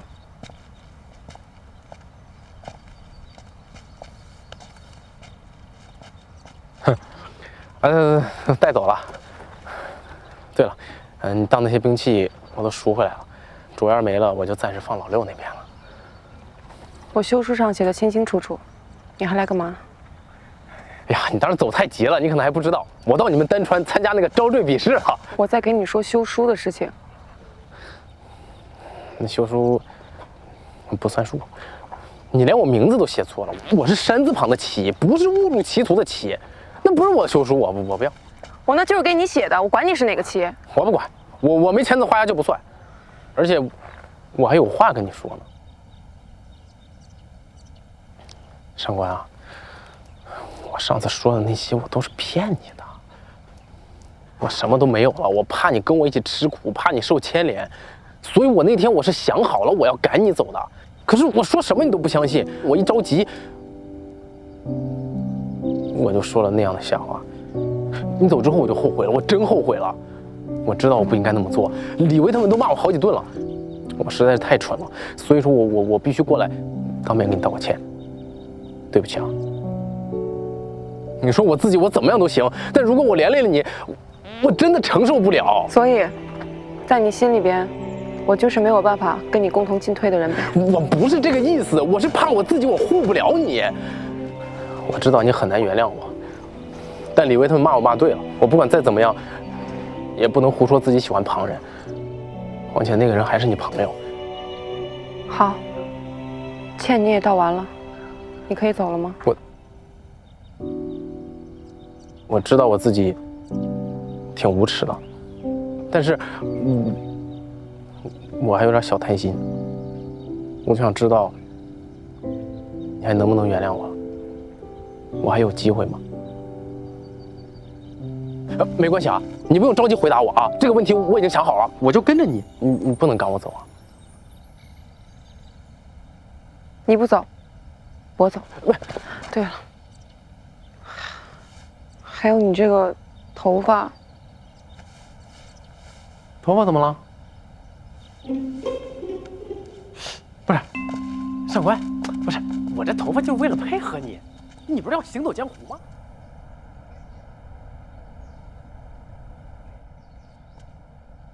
你说了这么多，还要为我川减免过税？哼！一段联姻竟让新川厌恶到如斯地步，竟要以这么大代价换取和离？金川主误会了，和离是我与郡主的决定，与两川无涉，而减免过税，只是晚辈的一点诚意，也是比联姻更长久、更有利的节目，对两川都有好处。口口声声谈的都是利弊，你这样的女婿，倒是让姑觉得看走了眼。既然你要谈利弊，那姑就与你好好谈谈。你是新川六少主，和离之后还有的是机缘，姑的女儿再叫，又能获利多少？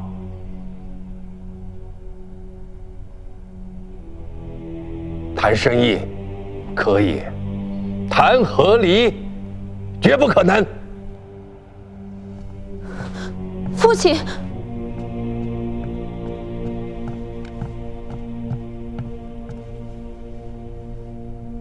此事已征得新川主同意，父亲为何不肯点头？婴儿，谁让你进来的？一点女人家的规矩都没有。这件事我已经说过了，绝无可能。父亲，是否和离，是否再教，难道就要立评判吗？原因不孝，欲与六少主和离，还望主上准许。元英，元英，你父亲说了，此事莫要再提。原因不孝，欲与六少主和离，还望父亲开恩。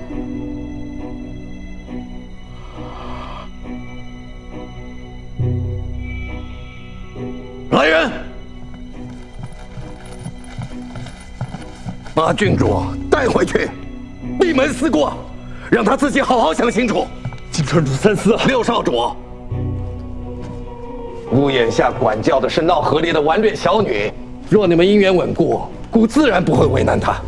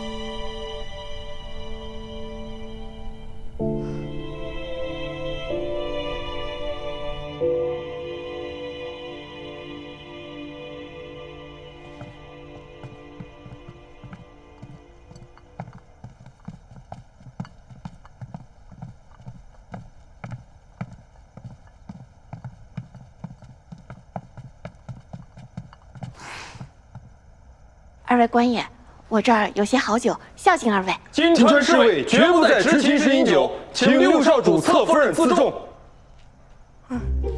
说的真整齐啊！那二位通宵达旦值班，肯定很辛苦。我准备了一些糕点，不如二位。金川侍卫绝不食用夜宵，既不养生，也不利于执行公务。不愧是金川。哎呀，我摊牌了，我就想进去看看郡主，给他送点吃的。他一天没怎么吃了吧？我就进去看他一眼，然后就出来，行吗？金川的侍卫绝不能不守规矩，擅自放人入内，而且金川的郡主也不吃夜宵。哎呀，你们就让我进去看看嘛，就一眼。六侧夫人，金夫人，让我带进去吧。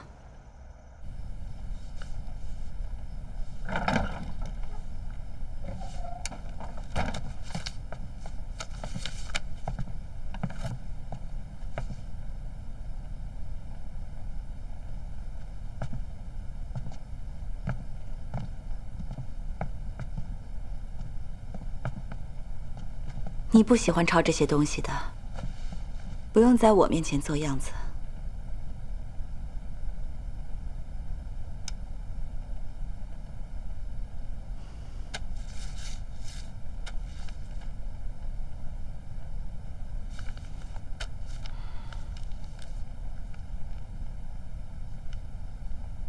政要奏书。金川宜重与外川之通商，减少过税，虽则有倾销之弊，但亦能促川内之变革。你父亲一直不喜欢你涉足外务，你做的再好有什么用？况且你还是个女儿家。母亲既然知道我能做好，为什么不愿意多给我一些机会？也许我能为金川做得更多，不只是一门和亲。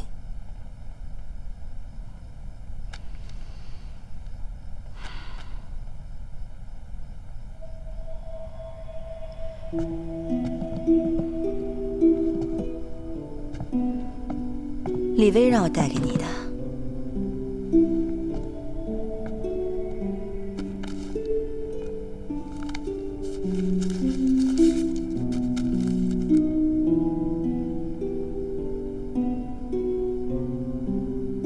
是六少主给我写的一些建议。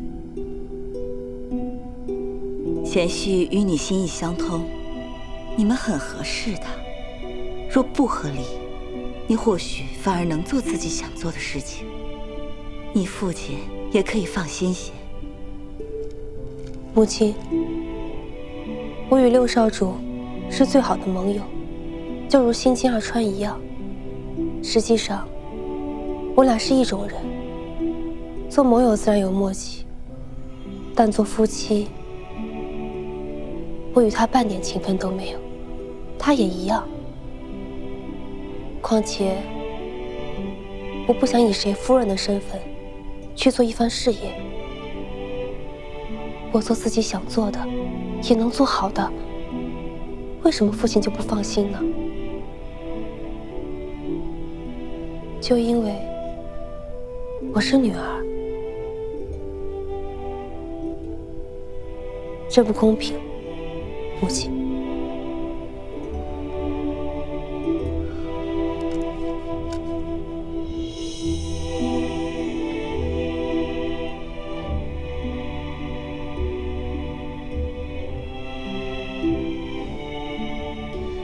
你从前不吃宵夜的。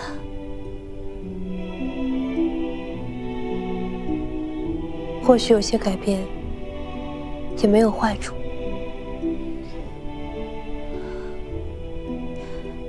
英儿，你别怪你父亲，他都是为了你好。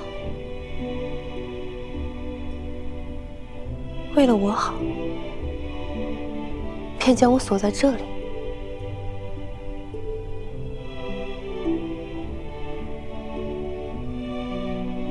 母亲若是真心想对女儿好，就求您帮我一次。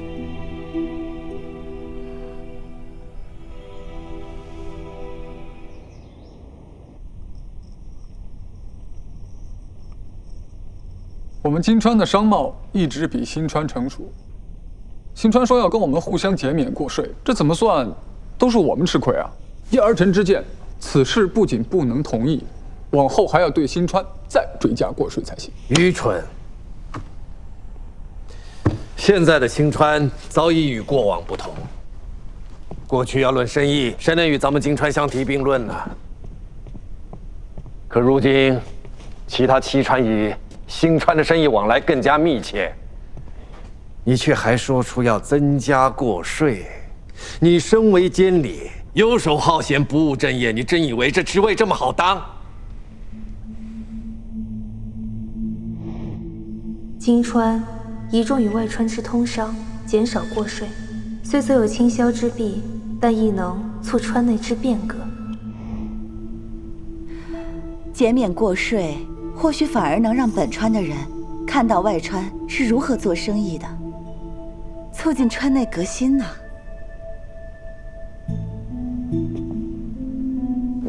母亲，您今日怎么突然对正事开口了？妾是胡说的，妇人愚见，主上便当没听过吧。这说的有理啊！你母亲都能想到，你怎么就想不到？父亲，我们金川还需要跟外川学习什么呀？在生意一道上，一直只有旁人学我们的份儿。其实，新川就有许多可学的。从前，新川在商道上受制于我们，可如今，他们将方式改制，反而大有超越之势。若金川固步自封，定会落后于新川。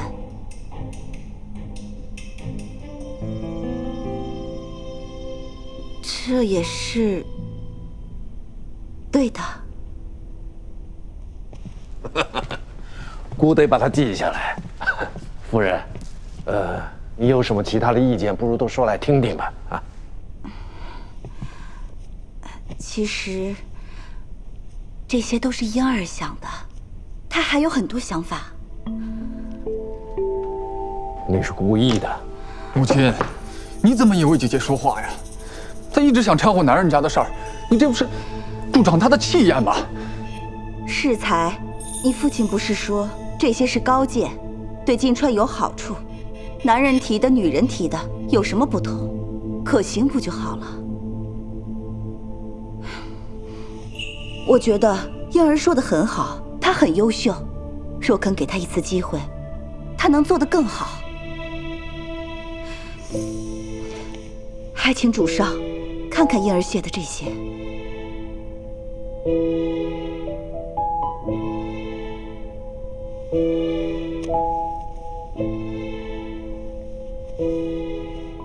从前，婴儿说她想做女官，主上不肯信任她。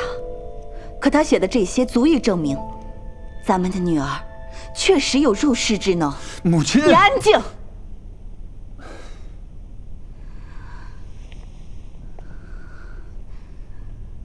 认识她的人都能认可她，赞许她，可唯有至亲拒绝了她。婴儿，她该有多难过？主上，对她点一下头，或许没有那么难。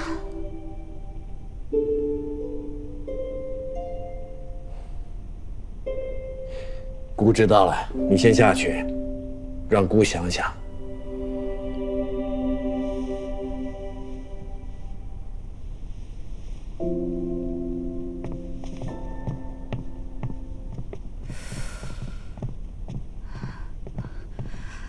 还好，都背下了。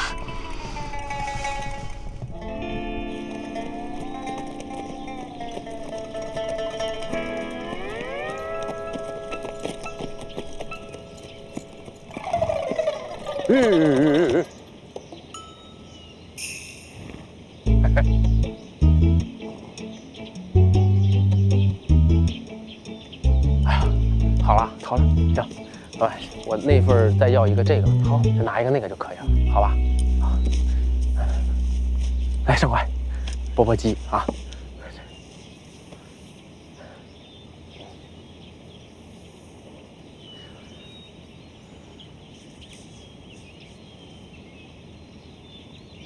你姐没有，更好吃啊！这是德川东西，就是好吃，你尝一下啊。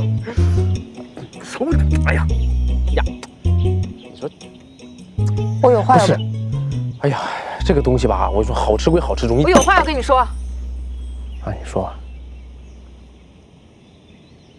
其实我心里有你。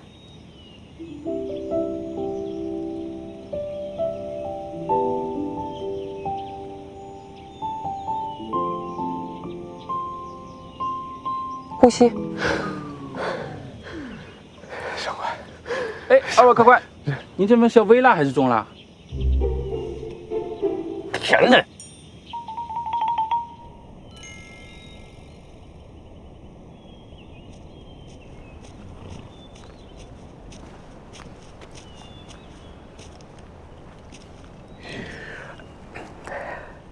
上官，其实。心里有我，你早说嘛！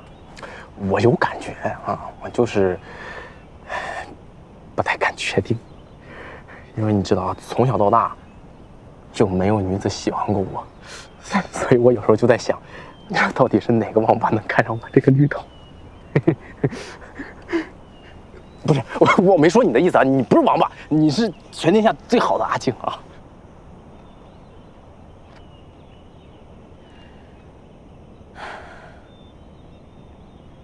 我心里确实有你，但是我们不合适。为什么呀？我们之所以觉得对方好，是因为我们没有跟别人在一起过，没有什么经验。我们两个一直绑在一起，久而久之就产生了错觉，但这不是真正的喜欢。这怎么不是喜欢呢？我真的很认真的想过了，我就是想和你在一起，长长久久，永远不分开呀。但我不想了。我们在新川的时候，一直在改变自己去适应对方。我不想因为喜欢别人，再去改变自己。我不会束缚着你的，你想要多大的自由，我都可以。但是选择跟一个人在一起，是必然要去体谅他的，对吗？不用，你不用，这些我来做，你就做你自己。这事儿都给我做，这不行吗？我不想让你委屈自己了。你明明喜欢吃甜的，但却要为了我去吃辣。现在呢，跟着我露宿街头，这让我看了真的很难受。这不是你要的，也不是我要的。不要为了别人去改变自己了。可我真的是很喜欢你的，我觉得这些东西没有什么难的，我早就习惯了。我心意已决，到这断了吧。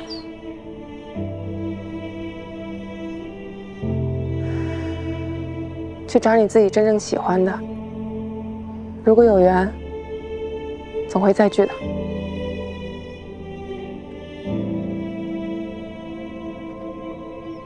我去牵马。上官。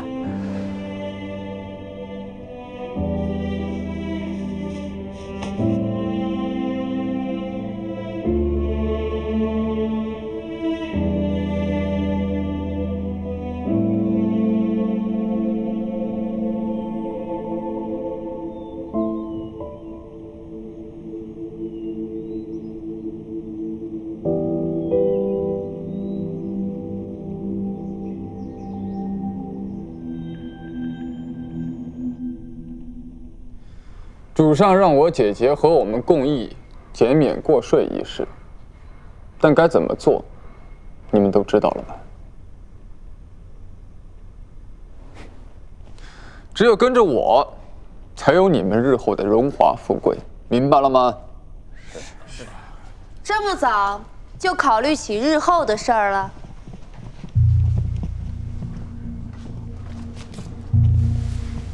姐姐这么快就被放出来了？再不出来，不知道金川要被你搅和成什么样。我金川的事务，你怎敢带外人来此案？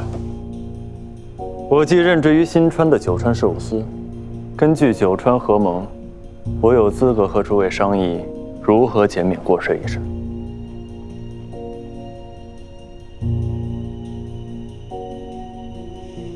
郡主，若是只靠外川的少主夫婿撑腰，如何让我等信服？是少主，却不是夫婿。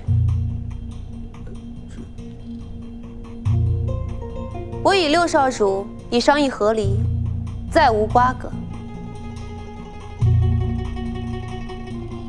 今日我请少主来，非是借势，而是想让少主看到，金川意在变革，日后依然是新川最有力的盟友。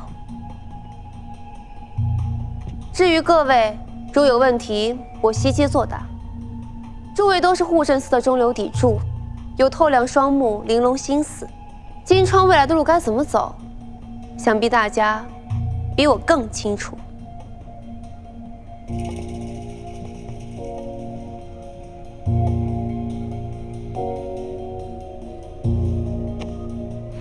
主上，婴儿他真的能做得很好。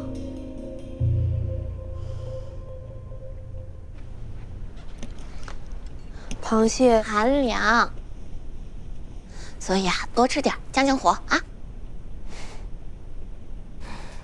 你也不要太担心了，川主都把你放出来了，就说明事情还有回旋的余地。咱们慢慢来，一定有法子说服他的。我只是想不明白，我已向父亲证明，除了联姻，我还有别的用途。眼下已经清楚，两川关系不会发生改变，为何父亲还是执意不肯让我和离？或许金川主还有其他顾虑。金川主到。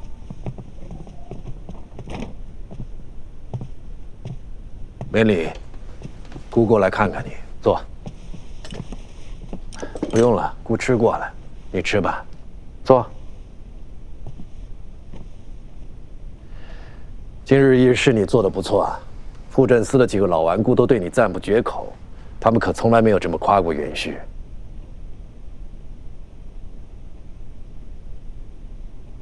快吃吧。是。金川主，李薇心里有些话想跟您说。郡主是最勇敢的人，眼下却如此小心翼翼，是因为太想得到您的肯定了。我出身低微，却也过得很幸福，是因为我的父母待我很好，理解我，包容我。郡主想要的，也不外乎这些吧。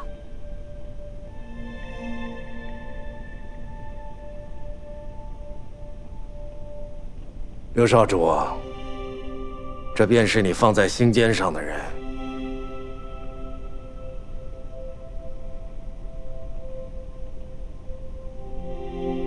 姑现在明白你为何会中意他。不过姑的女儿既然和你结缘，就不能随意分开。父亲，我说不准就是不准。你想过没有，和离之后如何再教？若是待在家中，难道你打算孑然一身，了此余生？为何要再教？为了换取更大利益？女儿已向父亲证明，我能够为护镇司务正，为何父亲还是执意如此？荒唐啊！你知不知道被姻亲抛弃对一个女子来说，这意味着什么？我不在乎，我只想过自己想过的生活，即便千夫所指，又有何惧？你呀，其实川主在乎的是元英郡主的将来吧。您口口声声问他，说他是否真的打算孑然一身，了此余生。若是真的把他待价而沽，是不会问出这些话的。这分明是您在为他的将来担忧啊！您也根本不在乎什么两川的关系，自始至终，您在意的也只有女儿的幸福。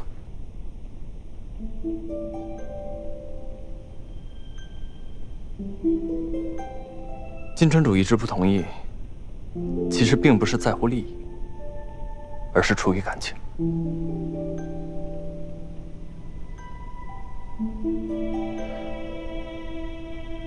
妄加揣测。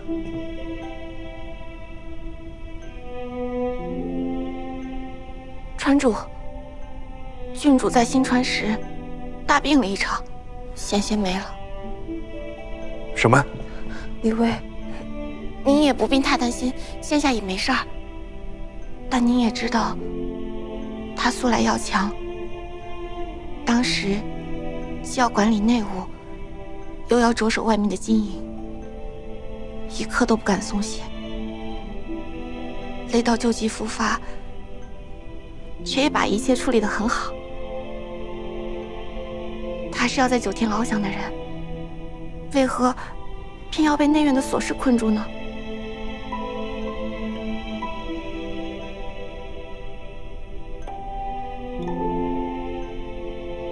求川主给元英一个机会，他肯定可以做得很好。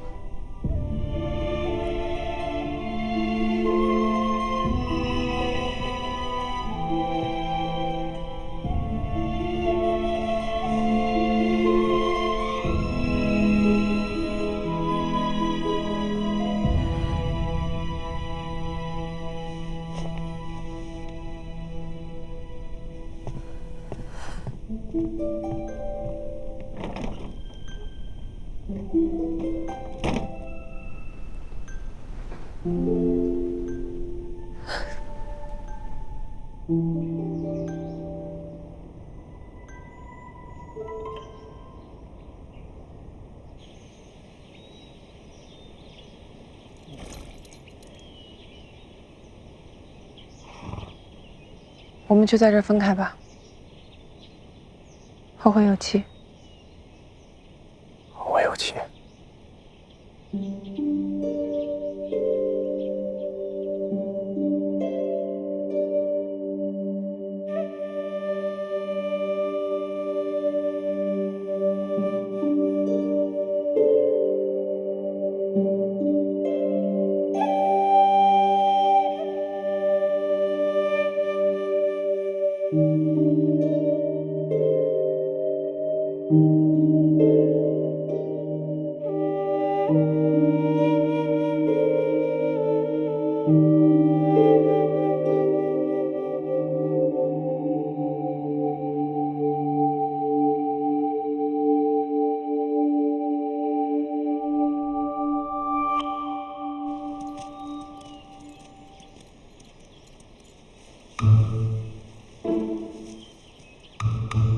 还说不需要你。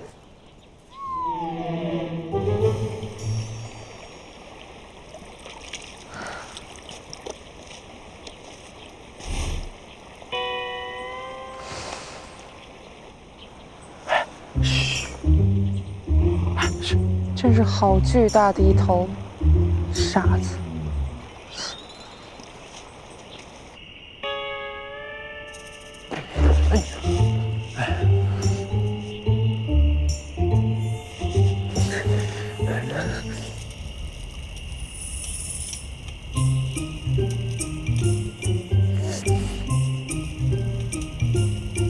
睡帐篷应该比睡这儿强点吧？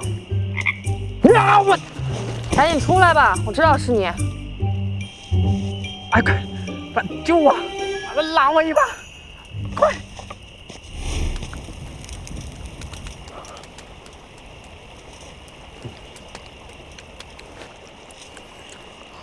跟了我一路了，累不累？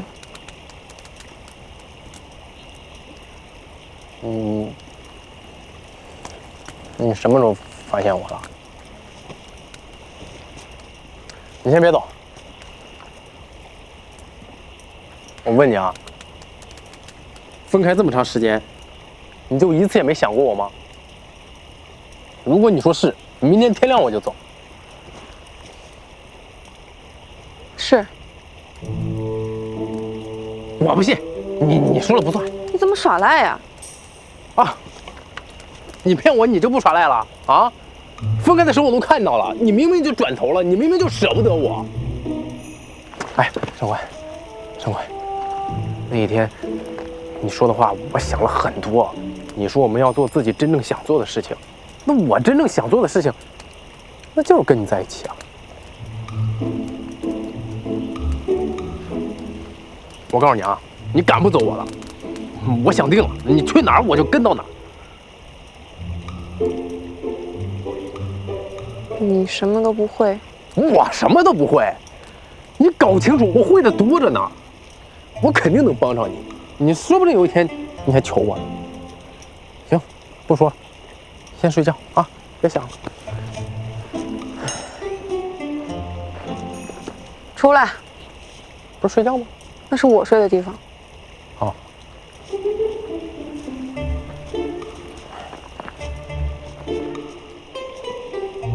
哎呀，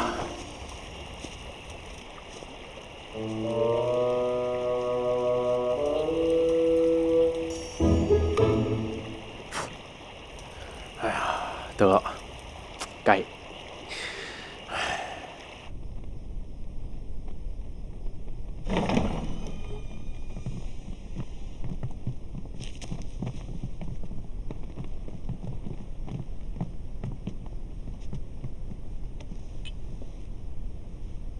父亲怎么来了？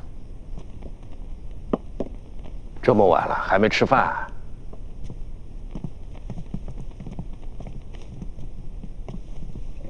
跟姑一个毛病，一忙起来就忘了吃东西。过来坐，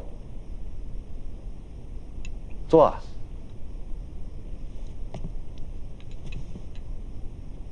喝汤。怎么了？还要姑下旨不成？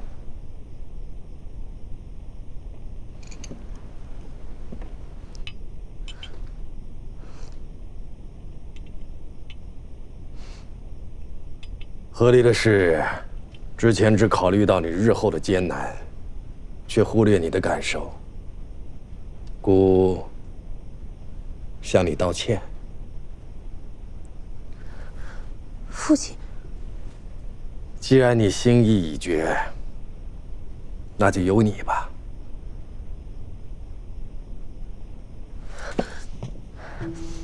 女儿，谢过父亲。姑从来没见你笑得这么开心过。坐。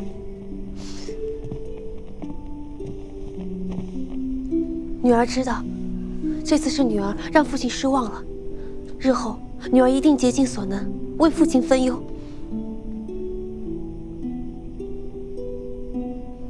六少主跟你想了这么多法子来说服姑，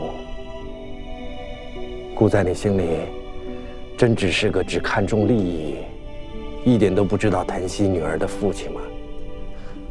女儿不是这个意思。姑知道，你与寻常女子不同，可你毕竟是个女儿啊。若是让你在场上与男子较量，会有多少难听的言语等着你？你又有多少心智去扛？没有一个父亲希望自己的女儿变成第二个自己，在外劳碌、拼杀。姑只希望你平安、快乐。这些话，父亲为何从来不与女儿讲？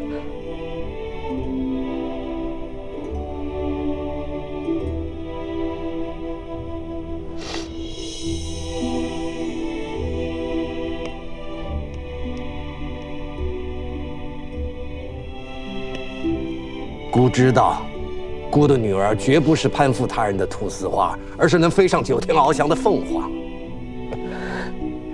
以后，姑不会再阻拦你了，你就去做自己想做的事吧。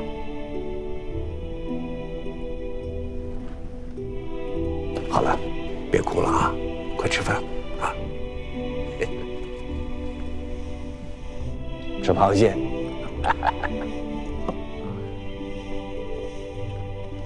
哎，瞧你忘了，姑吃不了寒的，还是你吃吧。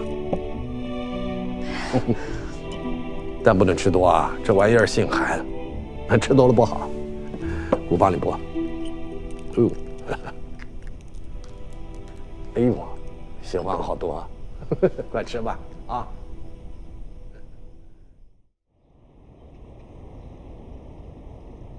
来啦来啦来啦！侧夫人，这是您交代后厨做的赛螃蟹，我偷偷闻了闻啊，真有股鲜味儿。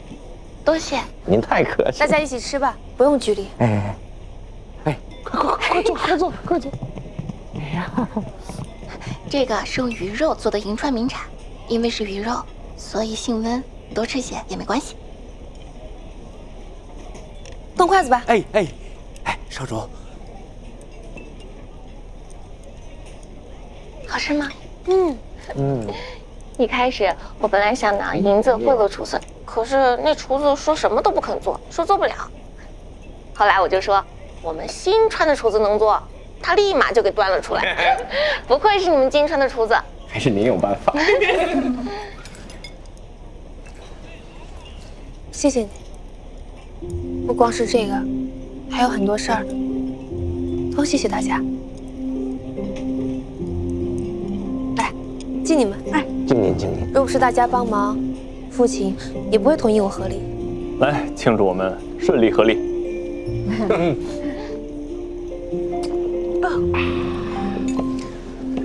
等你们生了孩子，可要认我做义母。一定。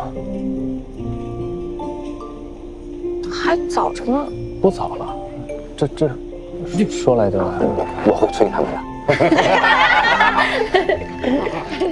元英，你留在金川之后，是不是会管理护政司啊？现在看来我得努力了，绝不能输给你们新川的护政司。那不就成了女官啦？金川的第一任女官。哇！以后可得承蒙你们新川照顾了。那咱们合作愉快。哎，我丑话说在前面，请少主一定好好对待李薇。若是待她不好，不知道我会不会来找你茬。是。我好大一个靠山呐！送的，各位慢用。这做餐饮的都这么分钱了，要是金川开了九川美食会，那我们岂不是会被超越啊？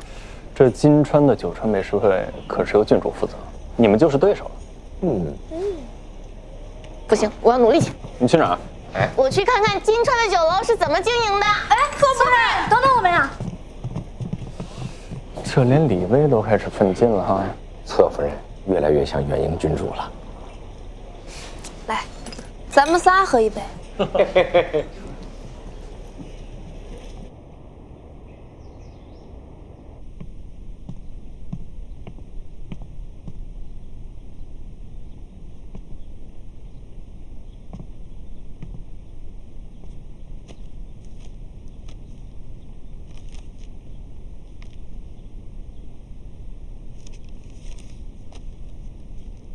愿郡主从今往后博览群书，不必再受规矩所缚。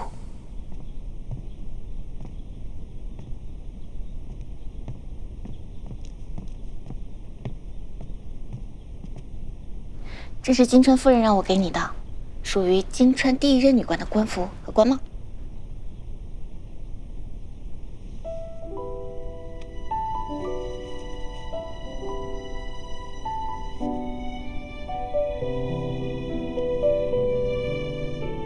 还记得你在静园说过，想成为更强大的人，让大家都尽享自在。我知道，因为是你说的，所以一定可以做到。这只是第一步，往后一定会得偿所愿的。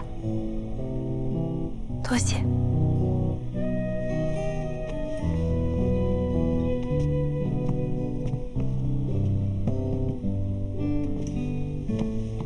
明日你们就要启程回去了，那今日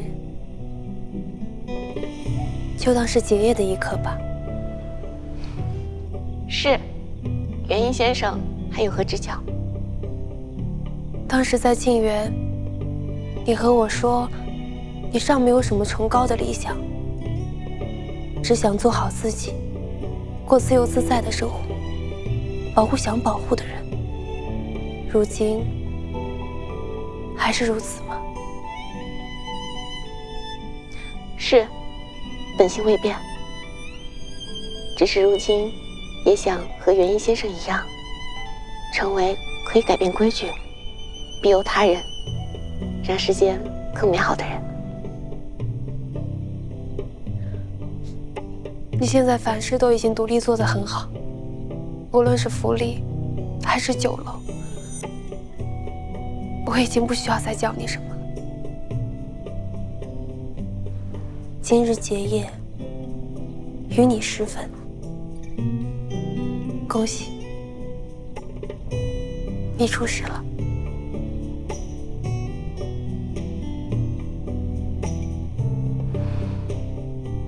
天下没有不散的宴席，今后独自面对，可不要给我丢人。如果实在遇到难事，也一定记得写信给我。今日是我结业，也是元英先生结业，还请先生签了这份拒结状，答应了上面的条款，我才能安心的离开。金川郡主元英自愿向季川李威拒结，担保1日3餐按时吃饭，每日睡够4个时辰，每月休息至少3日，适当锻炼身体，生病及时就医，按时服药，不可延误。金川主和金川夫人都已经签了，该你了。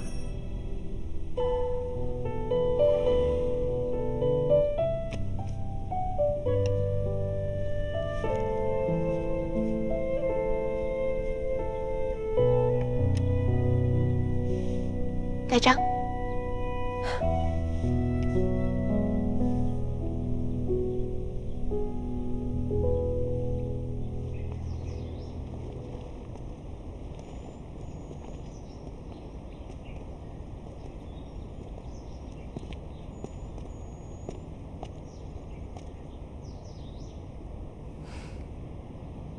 好了，就送到这儿吧。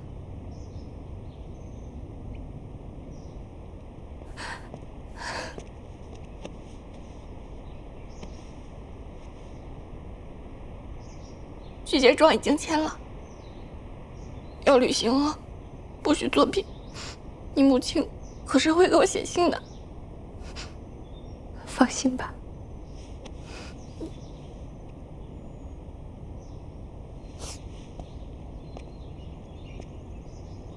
元英，从此以后就随意的做你自己。你要知道，你是有我罩着的，没人敢欺负你。你要永远健健康康，开开心心。你也是，多保重。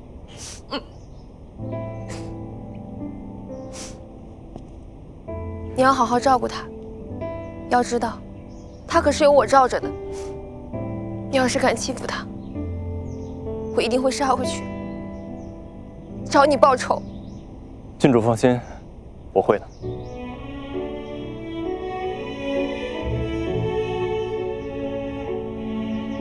保重。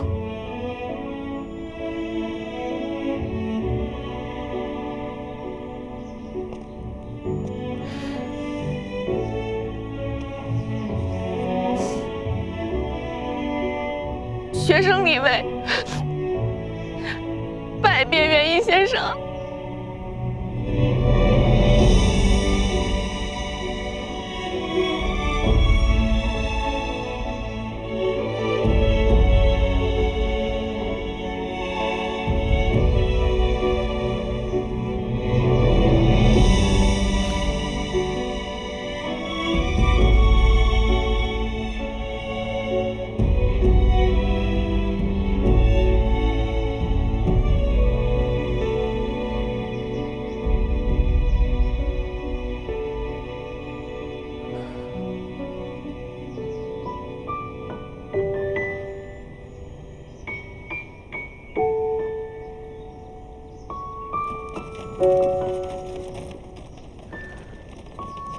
珍珠。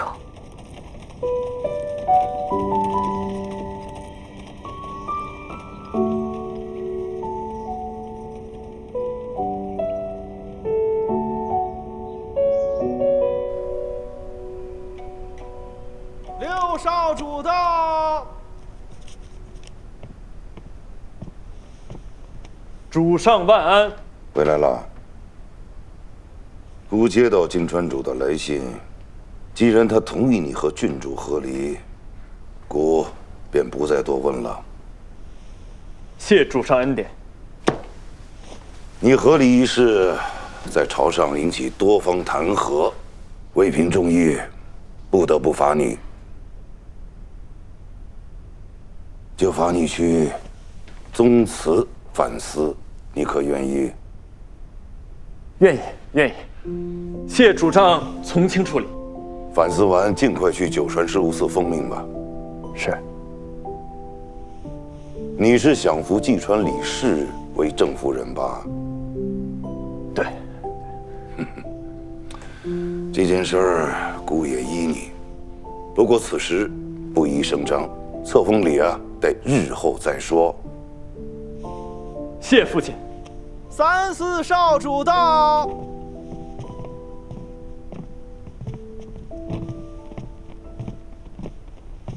主上万安。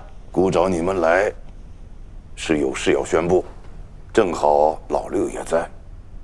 哎呀，前段时日，老三独立支撑护政司，遇上了不少麻烦，这帮老臣真是不好对付。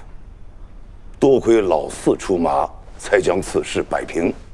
哎呀，护政司事务繁杂，看来还是需要更多的帮手。不如就调老四过去，跟在你的身边历练历练，如何？儿子觉得挺好，挺好。多谢三哥，日后我并竭尽全力与三哥一同打理好护政司。好，那么此事就这么定了。是。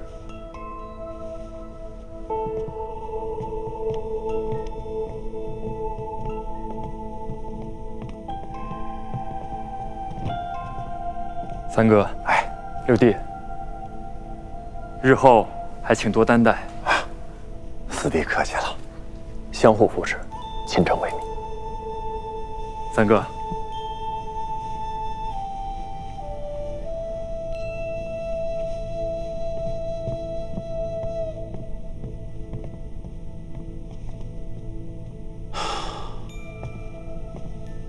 这老二留在护政司的老陈不好对付，你又不在，我就临时找老四来帮忙。这是父亲怎么把护政司协理给他了？明明该给你呀！三哥慎言，你这是怕东风压倒西风，站错位置？哎呀，你省省吧，还有心情调笑我？我都给女子商会出资了，现在谁都知道咱俩一笔写不出2个银子。那你还担心什么？哎，我担心你呀！这老四上了位，你往后的路可就不好走了。他去的是护政司，要担心也是你担心，我担心什么？哎呦喂，不是，他不是奔着我来的呀，他只会一味的立功劳。这往后他在公务上他越上心，我这反而越轻松啊。反倒是你看他现在表面上笑嘻嘻的，往后肯定背地里出阴招，你能不能应付得了啊？